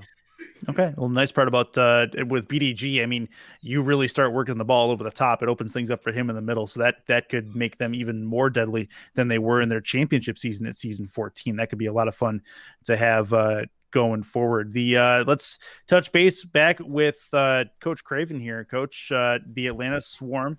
This is a team that is right in the conversation in most seasons. They had a pretty good season last season off of their championship. And what gets them back to the top? Is it a wideout in their only pick, or do they have another hole that we're not seeing? Well, there's nothing wrong with going wide out. I mean, that fits. That's almost a blueprint, 3 wide receivers in this modern era of the SFL with 20 contract players. Outside the box, second tight end. When you look at what they did a lot with BDG last season, we spent all season going, well, BDG's not really doing much. BDG was catching a lot of passes out in the flat, and he's still a weapon, and he had a lot of yards. Another blocker for him, a check down receiver in circumstances. And creating a problem for a team to defend. I think a second tight end is the outside the box thought here, but if it's a wide receiver, not a big shock. Yeah, BDG Hollywood, literally the human spin cycle. We'll see if he can spin his team to what could be another championship in Season 16. They add another member of their roster to Atlanta here in just a moment. I believe that pick is in, and let's get it over to Commissioner Cameron Irvine for that selection. Cam, whenever you're ready. With the 14th pick of the SFL's Season 16 rookie draft, the Atlanta Swarm select Will Todd, tight end. Lone Star has the 15th pick. You're on the clock. All right, so Lone Star on the clock. Coach Craven looks to be the genius yet again with the out of the box selection. Will Todd, they go second tight end. Coach Craven, you have your 15 seconds of fame right now. Give us some gloating. I love it. I love Will Todd. Draft Will Todd. Awesome. Will Todd, they get a pro-ready scout right out of the box. He was scouting for us at San Jose. He's fantastic. He's a heck of a guy. I'm sad we didn't have room for him at Lone Star. I love this guy. Good. We're gonna shy away from you now that Lone Star's on the clock. So we'll see you in a few minutes. But let's touch base on this selection. The third wide receiver is out. They go with a tight end as their only selection for the Season 16 draft. Eagle, I want to touch base with you and see what their thought process is maybe here, and where they are not going to go anywhere in the draft, obviously, but where you think this will put the Atlanta Swarm at in Season 16 standings wise. I think it's a fantastic move for Atlanta. You know, Coach hit it. BDG Hollywood does a lot of work for Atlanta, and adding a blocking tight end, just another tight end, somebody bigger up there to help BDG. This is a move in the right direction too, to also help Dynasty, give them a little more protection. This for Atlanta, fantastic pick. You think Charles Doherty's excited? I was trying not to break and laugh when I looked over and I saw Charles. Lone Star. I looked over and I'm like, I can't look away for a minute. Lone Star's on the clock. We shy away from Coach Craven here. Frank, I want to get your thoughts on Lone Star as they look at pick number 14. What do you think they need? Where do you think they go? And where their mentality's at? Defensive back's a possibility, maybe a third linebacker. I'm guessing wide receiver here, though. I'd put my son as in the first round of the mock draft to them earlier, and then I changed it to Deuce Fennick. Quarterback's Fennick, so there's a good mesh right there. One of those two. Okay, fair enough. Benji, your thoughts on Lone Star, the Glory, coming off a fairly good season, but definitely could have been better. They want to get to the upper echelon of the league as well. Where do you think they go? I think that they are a good team. They're poised to have success, continued success moving into season 16. They did some shifting around. They could go with a cornerback if needed. They've got the fantastic Bo Martin Jr. coming over, playing free safety for him. Ex-teammate of mine in London. Doug Day is moving around. So Lone Star Glory does have this real kind of family type vibe that they're just in it to win it, and they want to do it as a team. And despite having a coach over there with them. And so add the third wide receiver. I have no problem going there. That Fennick to Fennick combo might be too good to pass up. Okay. All right. So that's the thought right now from Benji. Eagle, I'm going to give you an opportunity to get some licks in on Lone Star to see what you're thinking there. No, it's, Benji hit it. Fennick to Fennick, touchdown. You're going to hear it. They got to take it. They got to take him here, because if he lasts after this pick, I could see him not making it back to Lone Star.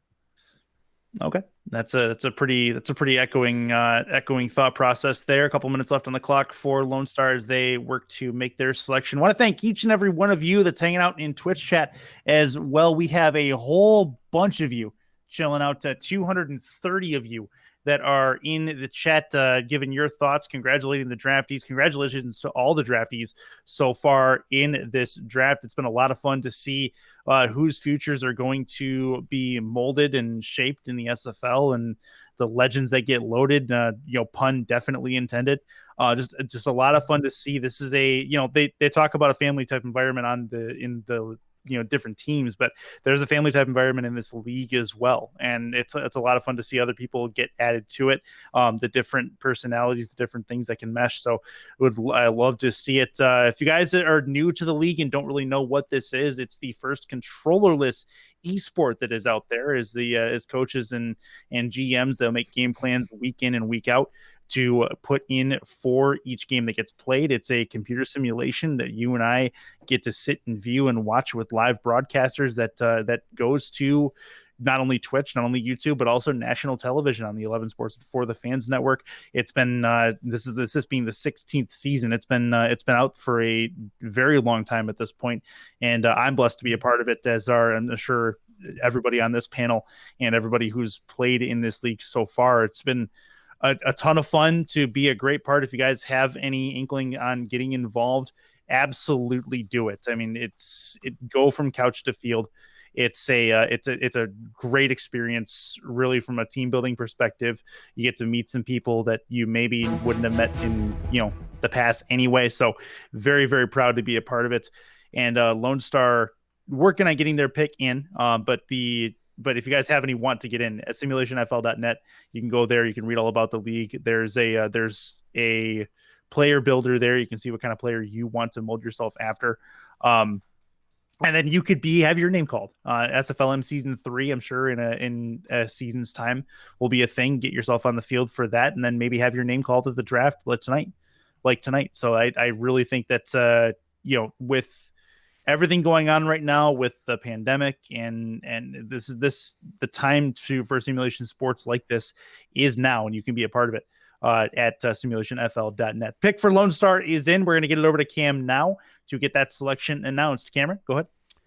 With the 15th pick in the SFL season 16 rookie draft, the Lone Star Glory select Deuce Fennick, wide receiver.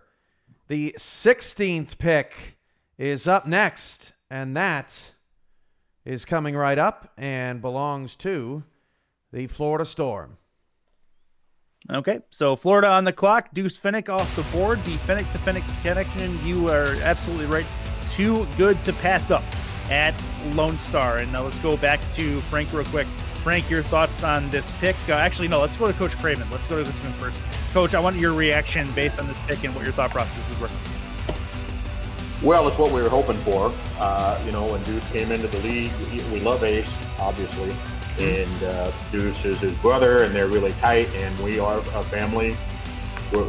Family atmosphere. It was a no-brainer, but he's also a heck of a pick, and we knew it was possible we weren't going to happen, that somebody else might grab him. So we're pretty excited.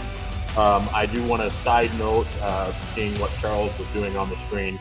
Now you know what I got to deal with every day. So my therapist loves it. My therapist loves it, but yeah. We've had him in the broadcast team. We know exactly what he brings to the table. Talk to Cam. He's had him in his house. Right. That being said, Frank, let's go over to you. The Fennick connection seems to be in full swing in Lone Star. Your thoughts on that and where that could elevate this team to? That is a great pick. I'm glad for them that they got the guy they wanted. They were hoping that he would still be there, and he was. I think it's a great job. I think now they try to address the defensive side of the ball. If they can find one of those corners, they're going to be still sitting there. Okay. All right. Fair enough. And then Eagle, your thoughts on Fennick? You had called it. I think you were the first one to call the Fennick connection. But either way, good pick for them, or was it? Would you expect another possible outcome there? I mean, this is 2 drafts in a row that Lone Star has had like the worst kept secret. It seems like last season with Ace to Lone Star, and now we have Deuce to Lone Star. So, is there a third one coming? There could be Try Fennick, but I'm happy for Lone Star. I'm happy for Charles, Dave, Wally, Coach. They've got themselves a great wide receiver and someone who's going to stick around. That's in the end run, that's what we're looking for is long term. They've got a good team over there, no doubt. Let's shift gears and go down to the Sunshine State. Let's talk about the Florida Storm and to see where their thought processes lie. And Benji, I'm going to lean on you first, and then we're going to go to Coach here. Your thoughts on the Storm, where they are, where they're going, and where they go with the selection. Yeah, Storm started slow out of the gate last season and really came out of nowhere. Have a fantastic season, make the playoffs. In the offseason, they lose one of their leaders, Optimus Klein. Of course, he is now in San Diego. And so they're going to be figuring out life after Optimus there in Florida. They ran 4 wide receivers last year. Are they going to do that again this season? They have perhaps their first need, I think, is on the defensive side of the ball. They might be looking for someone at the linebacker spot to line up alongside Eric Hammer. Eric Hammer was a fantastic rookie last season. Who had a fantastic rookie year, and they could be looking for someone to help stand alongside him here in the backside there. They did lose Deontay Stoneville from the offensive line last year. He is now on the defensive line. He's playing D end for them, so he's filling the need on that defensive front for Florida. I wouldn't be surprised to see him target a linebacker, which seems to be perhaps one of their top needs for season 16. Okay. All right. So wide receiver, linebacker, definitely a couple of options there. Let's go to Coach. Your thoughts on the Storm. Same kind of concept. You think they go wide receiver? Or do they go linebacker? Or do you have another thought? Well, I mean, Mighty like to think outside the box compared to a lot of people. So they could go 4 wide again, but I don't see that happening here. Not to say it might not happen later, but they do need another linebacker. It was kind of overlooked. They had as far as scoring defense, they had one of the better defenses in the league last year. Maybe the best. I don't remember the details. Regardless, they had a very good defense in terms of points given up, and obviously Mighty favored defense in that regard. And so I could see him picking a linebacker here. There's some good value guys still. Offensive line is a possibility, but my money's on linebacker. And that's not ruling out wide receiver. I just think they can get that later. Okay, that's fair enough. And let's go to Eagle, and then I'll pick on Frank after this pick is in. Eagle, your thoughts on Florida, real quick, because looks like the pick is working on getting submitted. Linebacker. That's where I'd go, or offensive line.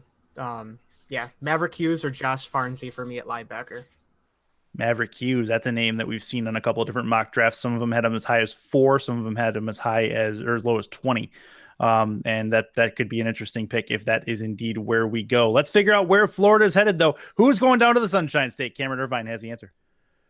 Thank you, Chris. With the 16th pick of the SFL's season 16 rookie draft, that threw me for a loop there. The Florida Storm select Greg McDonaldson, offensive line. Vancouver is on the clock. Okay, so Vancouver, the Legion are on the clock, and I'm going to head to Frank, and then I want to head back to Eagle for his thoughts. But Frank, offensive lineman, we thought that McDonaldson was going to head to Queen City, but in fact, he falls further to Florida. Your thoughts? Good pick. Excellent pick. Great guy. I've talked to him several times. I had them picking linebacker as well with the others. I think they're very pleased that Greg fell this far. I didn't think he would fall this far, and I think they're very happy that he was sitting there. A great pickup for Florida. Okay, Eagle, your thoughts? I mean, you were thinking offensive line. What was your mindset behind it? It's just looking at the cap space that they have remaining with the new O-line coach rule. To me, it makes sense. It would have made sense to go offensive line there with and Greg. I've chatted with him a bunch as well, and great guy.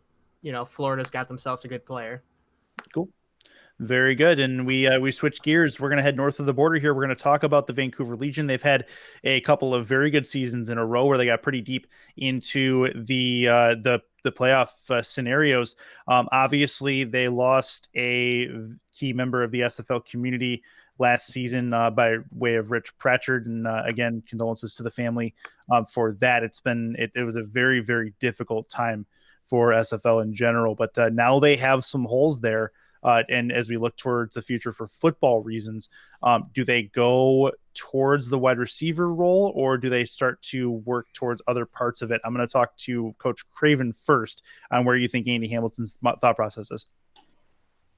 I don't see him going wide receiver now because they picked up Kendra Hall, and then they just signed to Andy Hamilton. So they've got 3 wide receivers. At this point, you're going to start running out of defensive line, and Lee Adama retired, or not. I don't know if he permanently retired, but he's not there right now. Now they picked up Gerald Dudasesi, but I think they only have 2 defensive linemen. They moved some guys around. I think Prococo went to offensive line. Linebackers possible, but that would be, linebackers possibility here. I think Andy's willing to do things a little bit differently, and it's hard to say. I think linebacker is the play here, if not defensive line, if not that 3rd defensive lineman.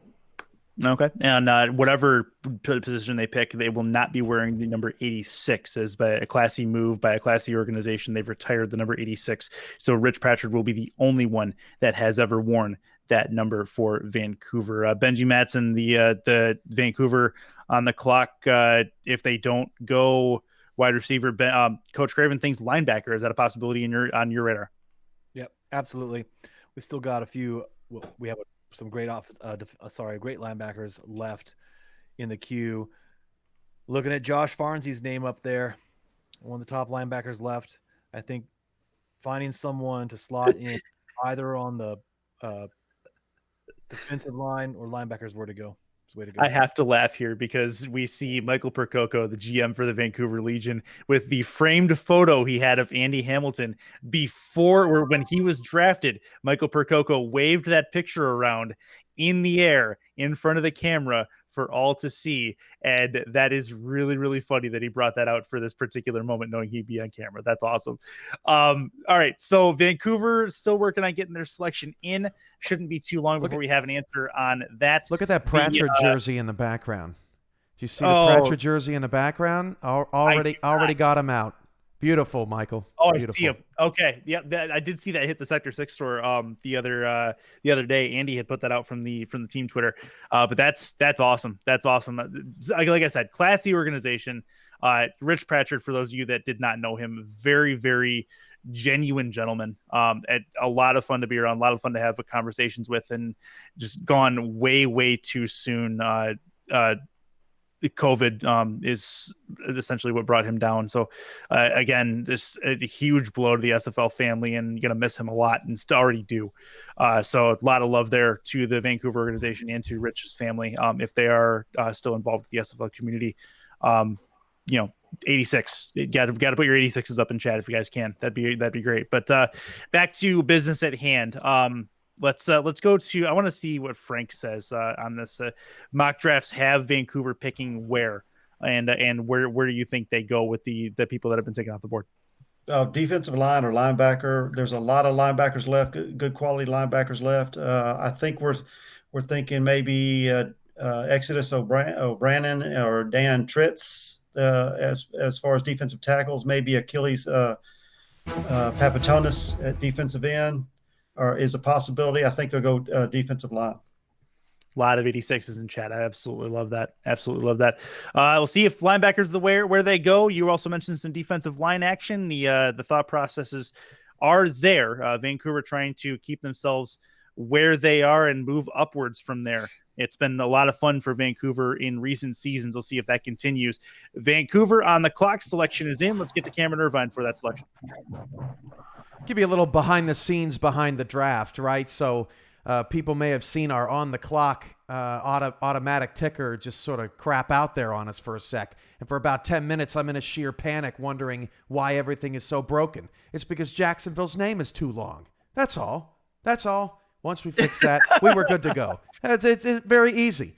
So with that being said, with the 17th pick of the SFL Season 16 rookie draft, the Vancouver Legion select Josh Farnsey, linebacker. Jacksonville, you're on the clock. Shorten your name with the 18th pick. All right.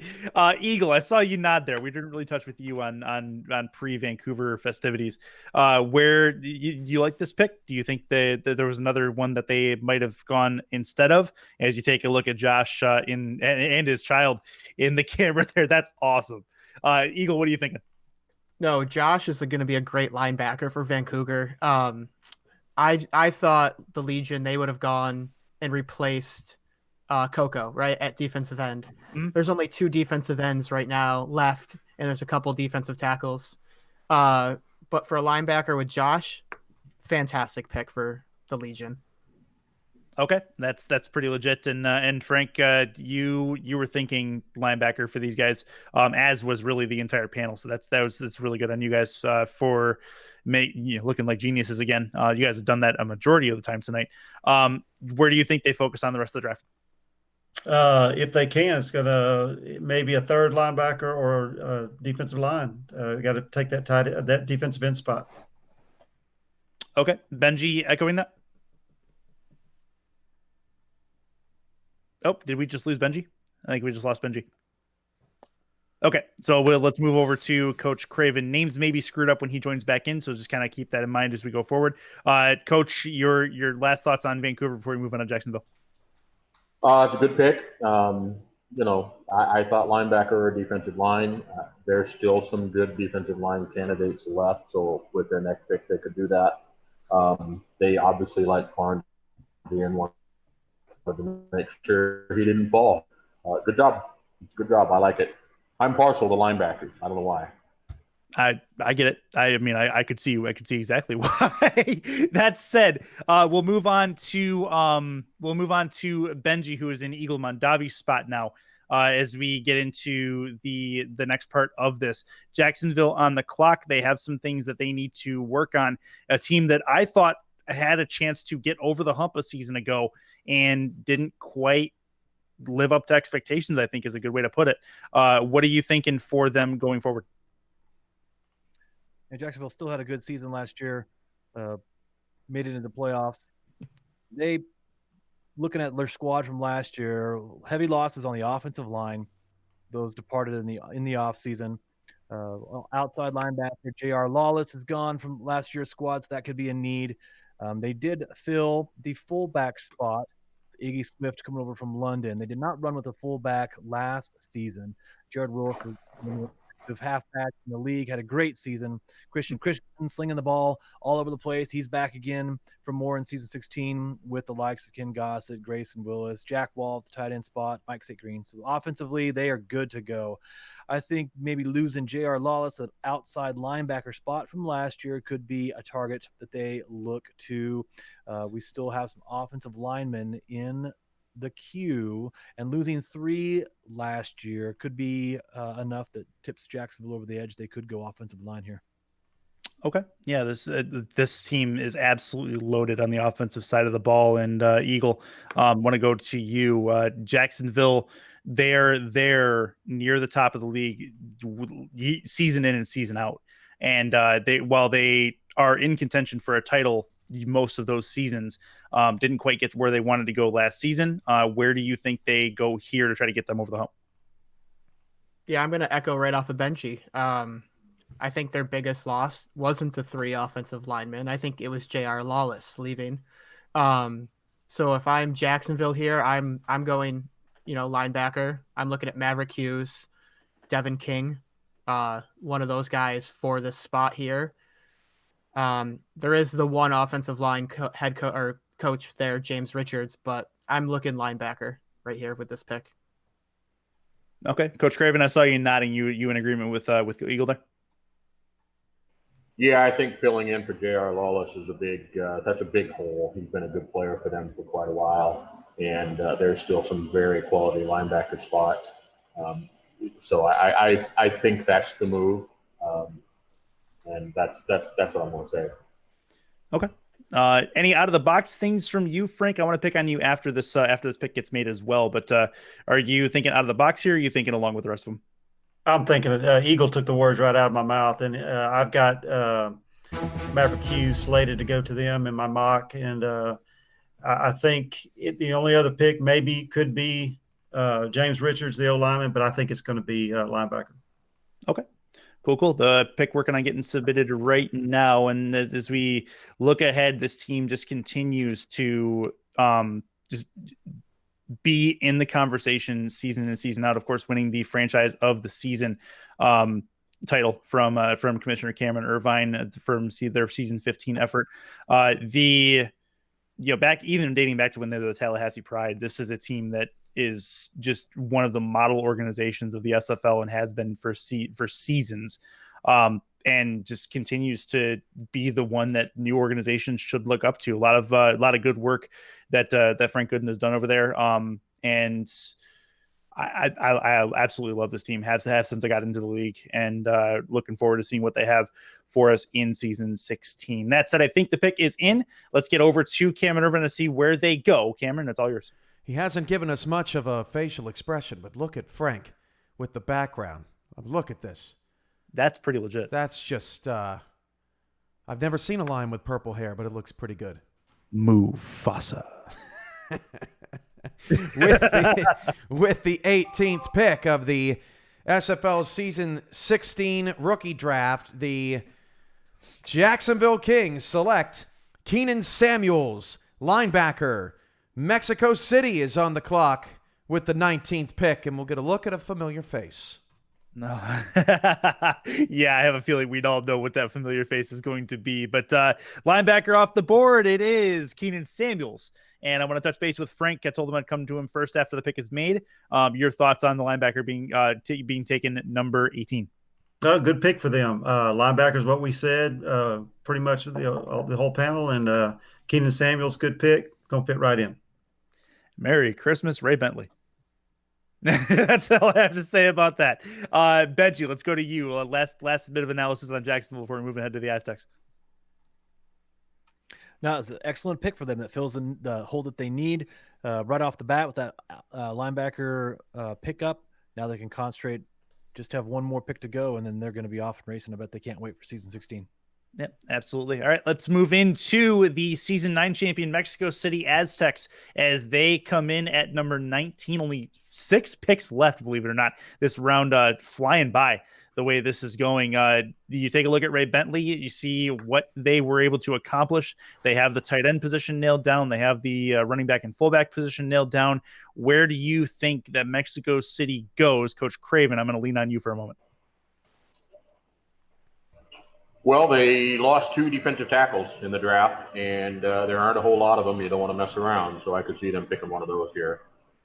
It's a need pick, a need-based pick, and it just makes a lot of sense to me. Okay. All right. And then let's go over to Eagle. Your thoughts on Mexico City, where they've been, where they're going. No, I'm going to piggyback off a coach. They lost their 2 defensive tackles. With the lower amount of defensive tackles, I think for Dan Tritz, Exodus, or Max Knight, they're all going to be itching to be that first defensive tackle being taken. Yeah, it's hard to believe we've gotten this far in the draft and haven't seen anybody from the big 4 other than ends taken. So that's a fairly big shock. Frank, to you, your thoughts for Mexico City. This is a storied franchise in the SFL. They want to keep it going. Where do they go? It sounds like Coach and Eagle and I and Benji have all joined together and had like a secret meeting or something because we're saying the same stuff. But in my mock, I have Exodus going to him. Dan Tritz is another possibility. I thought he'd be gone by now. So I think it's one of those 2. Maybe a matter of taking the best available on the board rather than a positional need. Could be in the horizon for these guys. We'll see if that is indeed where they go. That pick's still working on getting submitted, so we'll wait a second to get that out to you. But Benji, I think you're the last one that I have not picked on in regards to Mexico City. The thought processes are there for this to be another strong season for them as they try to get back to the upper echelon of the league. Where do you think they finish up here? Or are we looking at the same thing? I think so, just based on the way the draft is going. They did run 2 tight ends last year. They're running 4 wide receivers this season, so they're still focusing on that offensive side of the things. Would they dare add a second tight end running 4 wide receivers? I don't know. Maybe we'll see tomorrow or Sunday, tomorrow or Monday. But I think that defensive tackle spot, it's got to be the focus right here. Okay, well, let's see where the Aztecs go. Their pick is in. Cameron has the selection. Let's get it over to him now. Commissioner, it's all yours. Before we go any further in the draft tonight, huge shout out to Floix, who's been helping us produce the draft tonight, and we hope to share more about their wonderful company before season 16. With the 19th pick of the SFL's season 16 rookie draft, the Mexico City Aztecs select Dan Tritz, defensive tackle. Denver is on the clock with the 20th pick. Okay, so the Nightwings on the clock. Dan Tritz off the board. Frank, you mentioned this gentleman by name. I want to bring you in for this post because you thought he'd be gone already. Aztecs, I'm sure, pleased he slipped this far. I think they are pleased that he slipped. Like I said, I had him going earlier. I had Exodus slated here. Dan Tritz is a good quality pick, active guy, and a guy that will probably end up sticking around.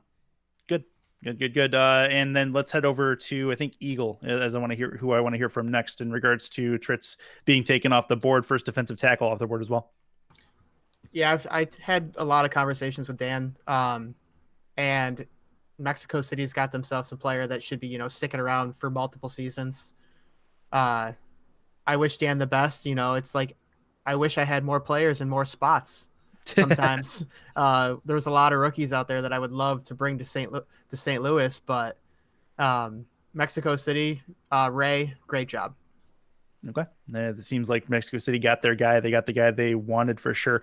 We look ahead to the former champion Denver Nightwings from a couple seasons ago. They come into the fold a couple seasons ago from this season. Either way, the situation is as such. These guys have been a powerhouse with their old coaching staff coming back this last season. Where do they go to fill holes, and what holes do they have? I'm going to pick on you, Mr. Benji Metzen. On paper, they could slot in a third wide receiver here. We've seen them run 3 wide in the past. They have Adam Wiseman back. shoring up that linebacker crew. He's been excellent for them for quite some time. They lost his running mate, Richie Leopold, in the offseason. So Denver could be looking to target that linebacker spot with the linebackers that are left. They did lose Logan Keel from that wide receiver spot. Denver, they're just sitting back, having a good time right now because they were super competitive. They're always super competitive. They're excited to slot in whoever they choose here because in their minds, it's just going to be one of the final pieces for their puzzle for season 16. I'm not sure which way they'll go. My guess is on the defensive side of the ball. Okay. I'm going to go back this time to Coach Craven, and then I'll touch base with Frank on the Nightwings. Benji thinks defensive side of the ball. Do you think that might be the case, or do they try to shore up something on the offensive side? No, I think, unless I'm mistaken, old Echo Love is going to have to play an actual full season. I think they signed him at linebacker, and he's just going to have to stay there this time. So my money is on a third wide receiver. And, at some point, somebody's got to take a risk. I see these guys talking about hype. Give Riley Quintero a shot. Let him play in the slot. Let him return kicks. He's got good value. Obviously, good value. Second season. I'd like to see someone give him a shot. I don't know if Jeremy will do it or not, but this is a good spot for it. Fair enough. And then, Frank, I'm going to go to you real quick before we get the pick in. Where are you thinking with this? After facing them twice last year and knowing that they run with three receivers, I think it's going to be wide receiver as well. Very surprised that Riley Quintero is there, and maybe they are as well. And so, but another name you might be thinking of is Michael Hammer too. Those two guys still sitting there.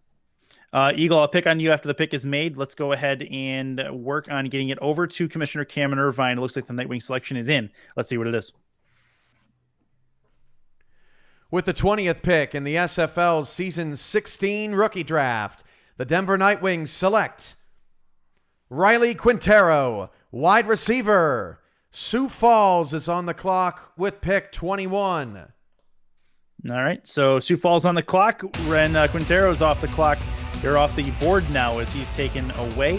And Eagle, I decided to pick on you. This is your opportunity to tell me what you think about Mr. Quintero and where you think the Nightwings are going to use him in the future. Oh, they've got themselves, in my opinion, the best wide receiver that the minor leagues had. He had the highest value, yeah, but overall, he's going to be a player that's going to stay in that Denver locker room. Jeremy, again, doing some great work, picking Riley.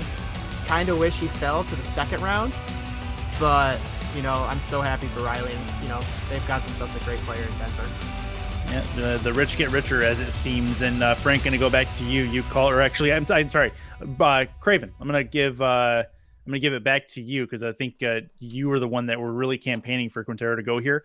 What was your thought process? You mentioned his height was a detriment, but his gamesmanship seems to be out the charts. Well, I mean, I just saw some people in the very chat, like on the Axis Live show and things like that, saying they'd never take a wide receiver under 6 feet. But the guy's produced, and he's got his attributes are just, they're all I think near max. He's at a point where it's pretty much a matter of finding the animations that you want to use for him. Mm-hmm. And I kind of feel like if you can't scheme a guy open a little bit, then maybe your game's not really that great. And I just feel like that's a position they can use him. That third wide receiver, get him in space, give him a chance to play, give him a chance to run. And I just thought that was a no-brainer move for me to try. I like it. I mean, the rich get richer. If you're thinking, best, as Eagle, I think, called them the best option in the minor leagues. That's a pretty good testament to make. Let's move to Sioux Falls. The Sparrows have had some very good playoff success in recent memory. Let's touch base on where they look to go at 21. Only 4 picks remaining, this being the first of those 4. Frank, I want your thoughts going forward. They could go with third corner here. They lost their fullback in free agency. I had Kimbrell going there as their pick. He's taken. Look for one of the other fullbacks to be picked here. Okay, so Frank's thinking fullback, and I'm going to go to Benji. You thinking the same thing, or are you going out of the box here? Well, out of the box with Sioux Falls would be a second tight end. They got Noe Terrazas running number 1 there. And if they were to bring in one of the tight ends in the SFLM right now, value-wise, would be on par with Noe and would be an excellent addition to that offensive line, which Dusty Wilson returns for them. And he actually had a fantastic year on the line as a guard. I think that would be the outside the box move for Sioux Falls here, to go tight end instead of fullback. But last year, Jalen Wells, who's now the feature back in San Diego, he was a fantastic counterpart to Colin Hart, and they really formed a unique 1-2 punch. I wouldn't be surprised if they went fullback, but danger picks as tight end.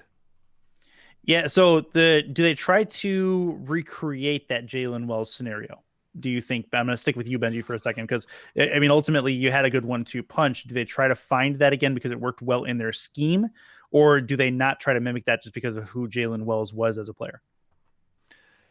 That's why the coaches and the owners make these decisions here. Sioux Falls has been good for so long. Really, what are they thinking right now? They don't want to mess up a good thing.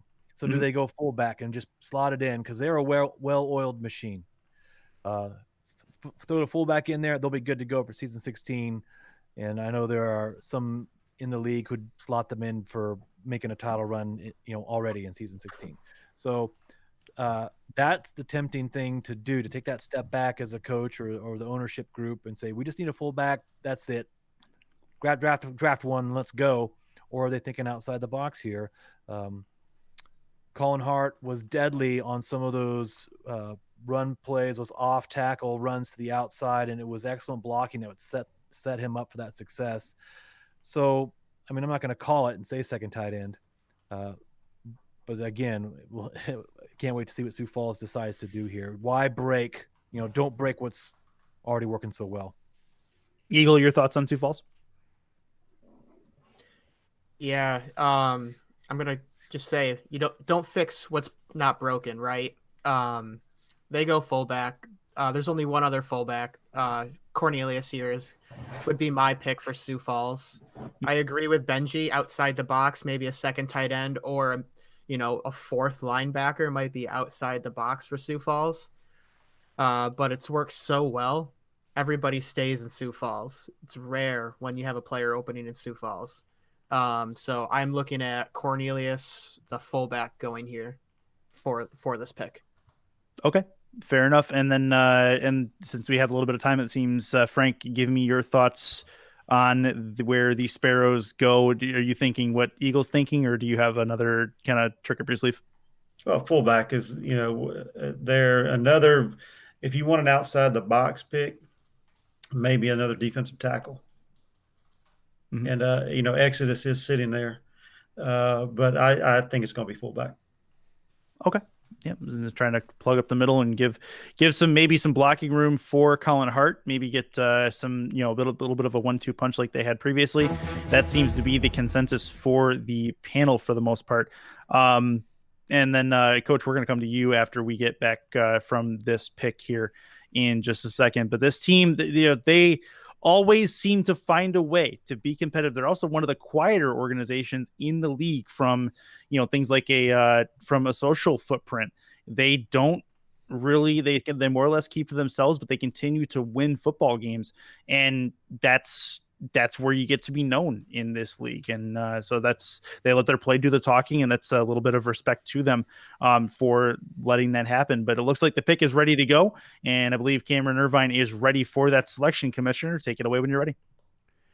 With the 21st pick in the season 16 SFL rookie draft, the Sioux Falls Sparrows select Charlemagne Cornelius, fullback, San Diego. You're back on the clock with the 22nd selection. Okay, and I saw the fist pump from Coach Craven there. That's a consensus pick amongst the panel. It looks like the fullback was where you thought they were going to go. And give me your thoughts, Coach, on where they focus in on from here. Well, as a college history major, I appreciate the reference to Charlemagne, and it just was a no-brainer for me. Like all the guys said, this was kind of low-hanging fruit. They replaced their fullback. They keep doing what's got them the back-to-back championships. Could have gone tight end, but getting that lead blocker out there while Colin Hart devastates defenses, that's their game, obviously. And so it was just pretty easy to imagine this is what they were going to do. And I love it. Okay. I'm a big Sioux Falls fan, as everyone knows. So fair enough.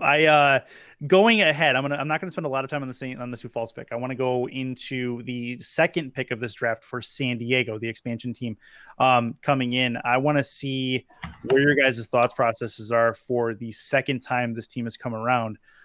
Let's touch base with. I'm going to touch base on it with Eagle first, and then I'm going to go to Frank. I want to see where your guys' thoughts are as they put a second selection on the board today. So they hit strong safety first with a fantastic Mike Ryan pick. They're going to stay in that secondary. They're going to go free safety here. I'm looking at George Torres or Emmanuel Blackman to go here at free safety. There's some neat, there is still that offensive line coach, James Richards, that could go. They can't get a fullback anymore because the fullbacks are out. Maybe linebacker and grabbing Devin King, but I'm looking. My number one spot here is free safety. Okay, Frank, you thinking the same thing, or are you thinking they're going to a different need right now? My first mock, I had free safety. Matter of fact, I had Emmanuel Blackman going there. My second one, I thought maybe another offensive weapon. The tight ends are still sitting there. That I had rated high. Again, throw a dart at the board. They need everything. So, I was thinking DC. That's my fault. We're on San Diego. They need a free safety. They need to shore up the back end. It's got to be free safety. Okay, so you're thinking, and Blackman, we mentioned in this draft previously as well. He's seemingly slipped to where he's at now. And I'm going to pick on Benji here for a second. And Benji, are you thinking free safety as well, or do you think with San Diego there's a lot of possibilities coming up on the board? What do you think they go? No, I think this is a safe pick. This is somewhere. This pick is going to be a free safety. They could select a third cornerback, but it's going to be a defensive back here, and then they'll figure out the logistics after this. Of course, I think that. Set 2 picks in the first round of the season 16 drafts. They had a good free agency. They have their core together. They were lucky going into this draft. They have a large part of their core together. I think they're happy with this pick where it lies. I think they're going to get their person. I think it's going to be another defensive back. Okay. The SFL returning to the San Diego Bay Area, and we're going to see where they go with it. As Cameron Irvine has their selection. Cam, take it away. With the 22nd pick in the SFL's Season 16 rookie draft, the San Diego Mavericks select Devin King, linebacker. DC is on the clock with the 23rd selection. Okay, so Dragons up next, but let's talk about this Devin King pick. Trying to remember who it was that mentioned Devin King a little while ago. I was just say Coach Craven. I believe that was right in your wheelhouse. Give us your thoughts on Devin King going to San Diego. Well, credit where due. Eagle mentioned his possibility as well, and I think Frank said they might go linebacker. Devin's got the family connection. He was non-contract on my team when I was in Vancouver. A good guy, quiet. You don't see him a lot, but he's always around. And obviously 2 seasons in the minors, he's got a really good build. And so I just felt like I was sitting here to think about it, and I thought, yeah, they need a free safety, but my goodness, you got a linebacker at that level sitting there. That's hard to pass on. So I'm not really surprised. I'm happy for Devin. Happy to see that happen. I like it. DC on the clock. Now we're not going to spend too much time. Actually, we'll do one more. I want to hear what Eagle has to say on this with this pick, Devin King off the board. No, I agree. Devin, family with Javier. It's a great spot, great pick. When you have a player that wants to bring family on, they're going to stay around as an organization, right? So for San Diego, great pick with Devin King. Fair enough. You take a look at Jermaine Smith there. He is working on getting ready to go with the 23rd selection in this draft. There's only 2 picks left Believe it or not, guys, it's hard to believe this first round's almost over at this point. DC on the clock. They made a splash with their second pick in the draft. Where do you think they go from here? And then you were talking about them a little bit early, trying to jump the gun a little bit, Frank. Let's go to you, and we'll touch base with you and see where they're going to go. Again, they need everything. I would suggest going defensive side of the ball. You've got Achilles there, Exodus there. Max Knight, defensive front needs to be taken care of. I think that's where they'll go. Okay, so somewhere on the defensive front side of the ball, that makes some sense. I'm going to go to Benji, DC, back in their second pick in this draft already in the first round. You think in defense as well? You think they're going to go on the offensive side? I think they're looking for value right now. As in, where can we really get the most bang for our buck right now with the second pick in the first round? I think that's on the defensive side of the ball. There's going to be some offensive players, high value. They're going to be there still on the board, even as they look to round 3.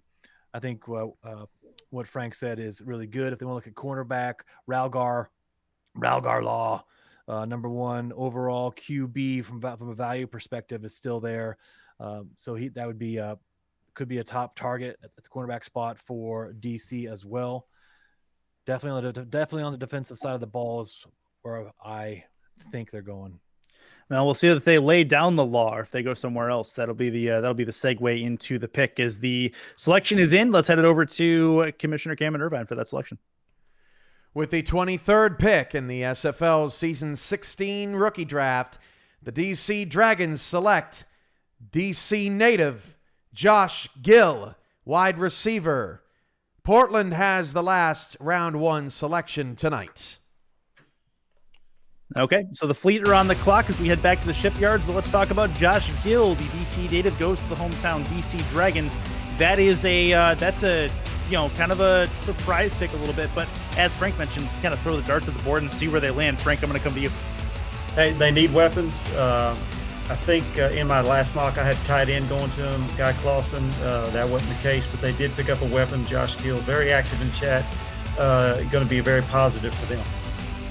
Okay, and Eagle, your thoughts on them going wide receiver in this spot and where they're going to focus on in the future? Yeah, if you got me before the pick, I was going to say wide receiver. I was going to be Michael Hammer. Would have been my selection. Okay. With the value. In the future, it's hard to say because there's so many needs, but I would look at next pick. If there's a defensive line player still available, I would be looking defensive line next. Okay.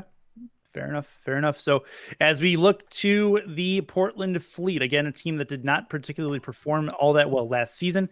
They did avoid the defeated record at least and got a couple under their belt. But let's touch base, Benji, on where Portland goes with their second pick in this first round and the last one of the first round as well. Yeah, it looks like they took, let's see, let's review here, shall we? Gary Clem in that first round. And team, you're going to have to help me. Gary, what position do you play in the SFL for Portland now? Was Gary Clem a linebacker, guys? Linebacker. Yeah. Thank you. Yep. I apologize, Gary. I apologize. So that's obviously they're shoring up a need there. Looking at their lineup, we know that offensive line position is still out there. They did lose Scooter Smith from the squad last year.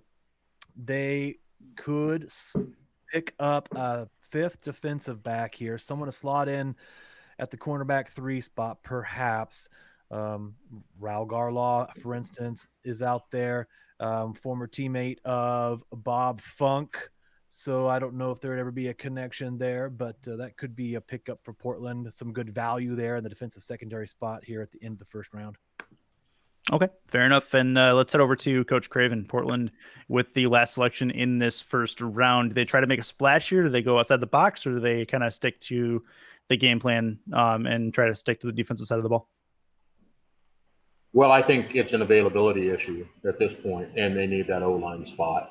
And so I could see that happening. Otherwise, somebody like Bobby Law, somebody like that, because that's a value pick. That'll be a good spot, and they'd have a pretty good nickel defense if if they did that. But I think offensive line, just because of availability. If you don't get it here, you may not get it. Yeah, that makes sense. Eagle, where do you have them? Well, I mean, we haven't talked about Portland much. I don't think on this go around, but where do you think they head? Do you think offensive line is the spot? Do you think that's the pick for the last one in the first round? I'm not sure because this is going to be their last pick of this draft because this will be their 20th player.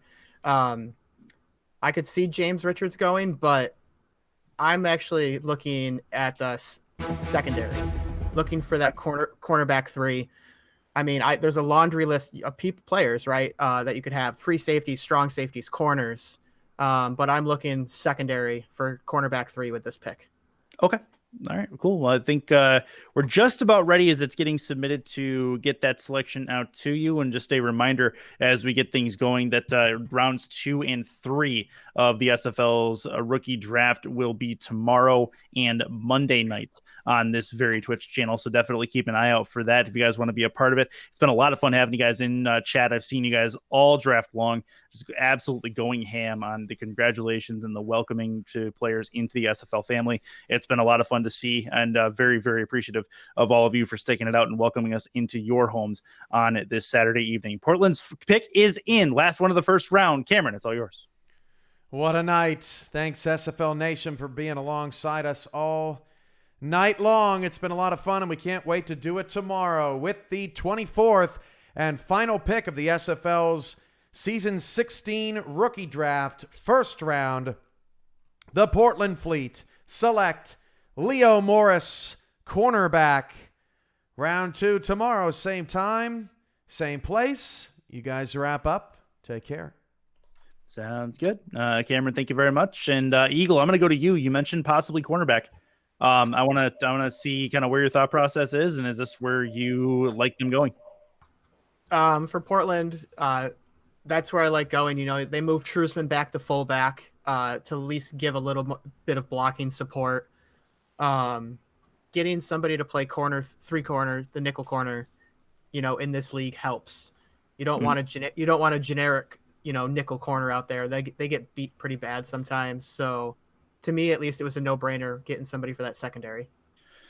Okay, and I'm going to pick on Frank real quick, and then we can work on wrapping up, guys. The Frank, this pick, pretty good one, cornerback instead of offensive line, though. Now it becomes an availability issue for the rest of it, but this is their last roster spot that they just filled. Is this the right call? I think it is. Their defense kept them in games last year. I remember when they played us when I was in Vegas that they held us at low scoring. We won the game, but it held us low scoring. Defense is very strong for them. That was a hole to fill, and they filled it with a pretty good guy there. I thought they were going to go with Law. I thought that was going to be the pick, but nothing wrong with Leo Morris. Fair enough. Well, as we, I'm going to go to Coach Craven first as we wrap up things here. I want to get your thoughts on this first round. Things kind of happened more or less as we expected. A couple of surprises, like you tell me. I mean, what was your biggest surprise of this first round? Truth be told, I wasn't really shocked by a lot of things. I probably the biggest surprise to me was that Deuce was still there when we wanted to pick him. I just had this.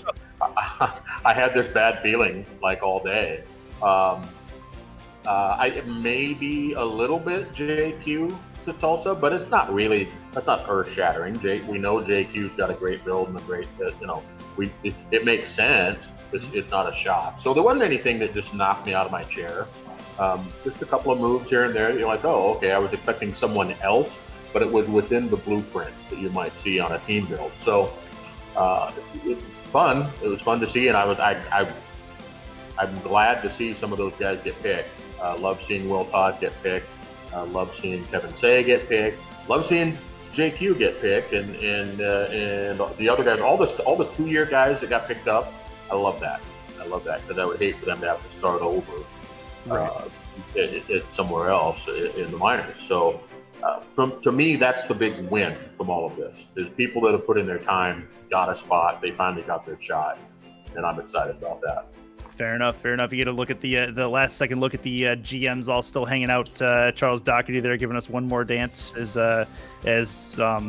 as now we get a full view of what Coach Craven has to deal with on a daily basis. Let's wrap up with our final thoughts here. About 30 seconds each of you guys. Let's go to Benji Madsen first and foremost.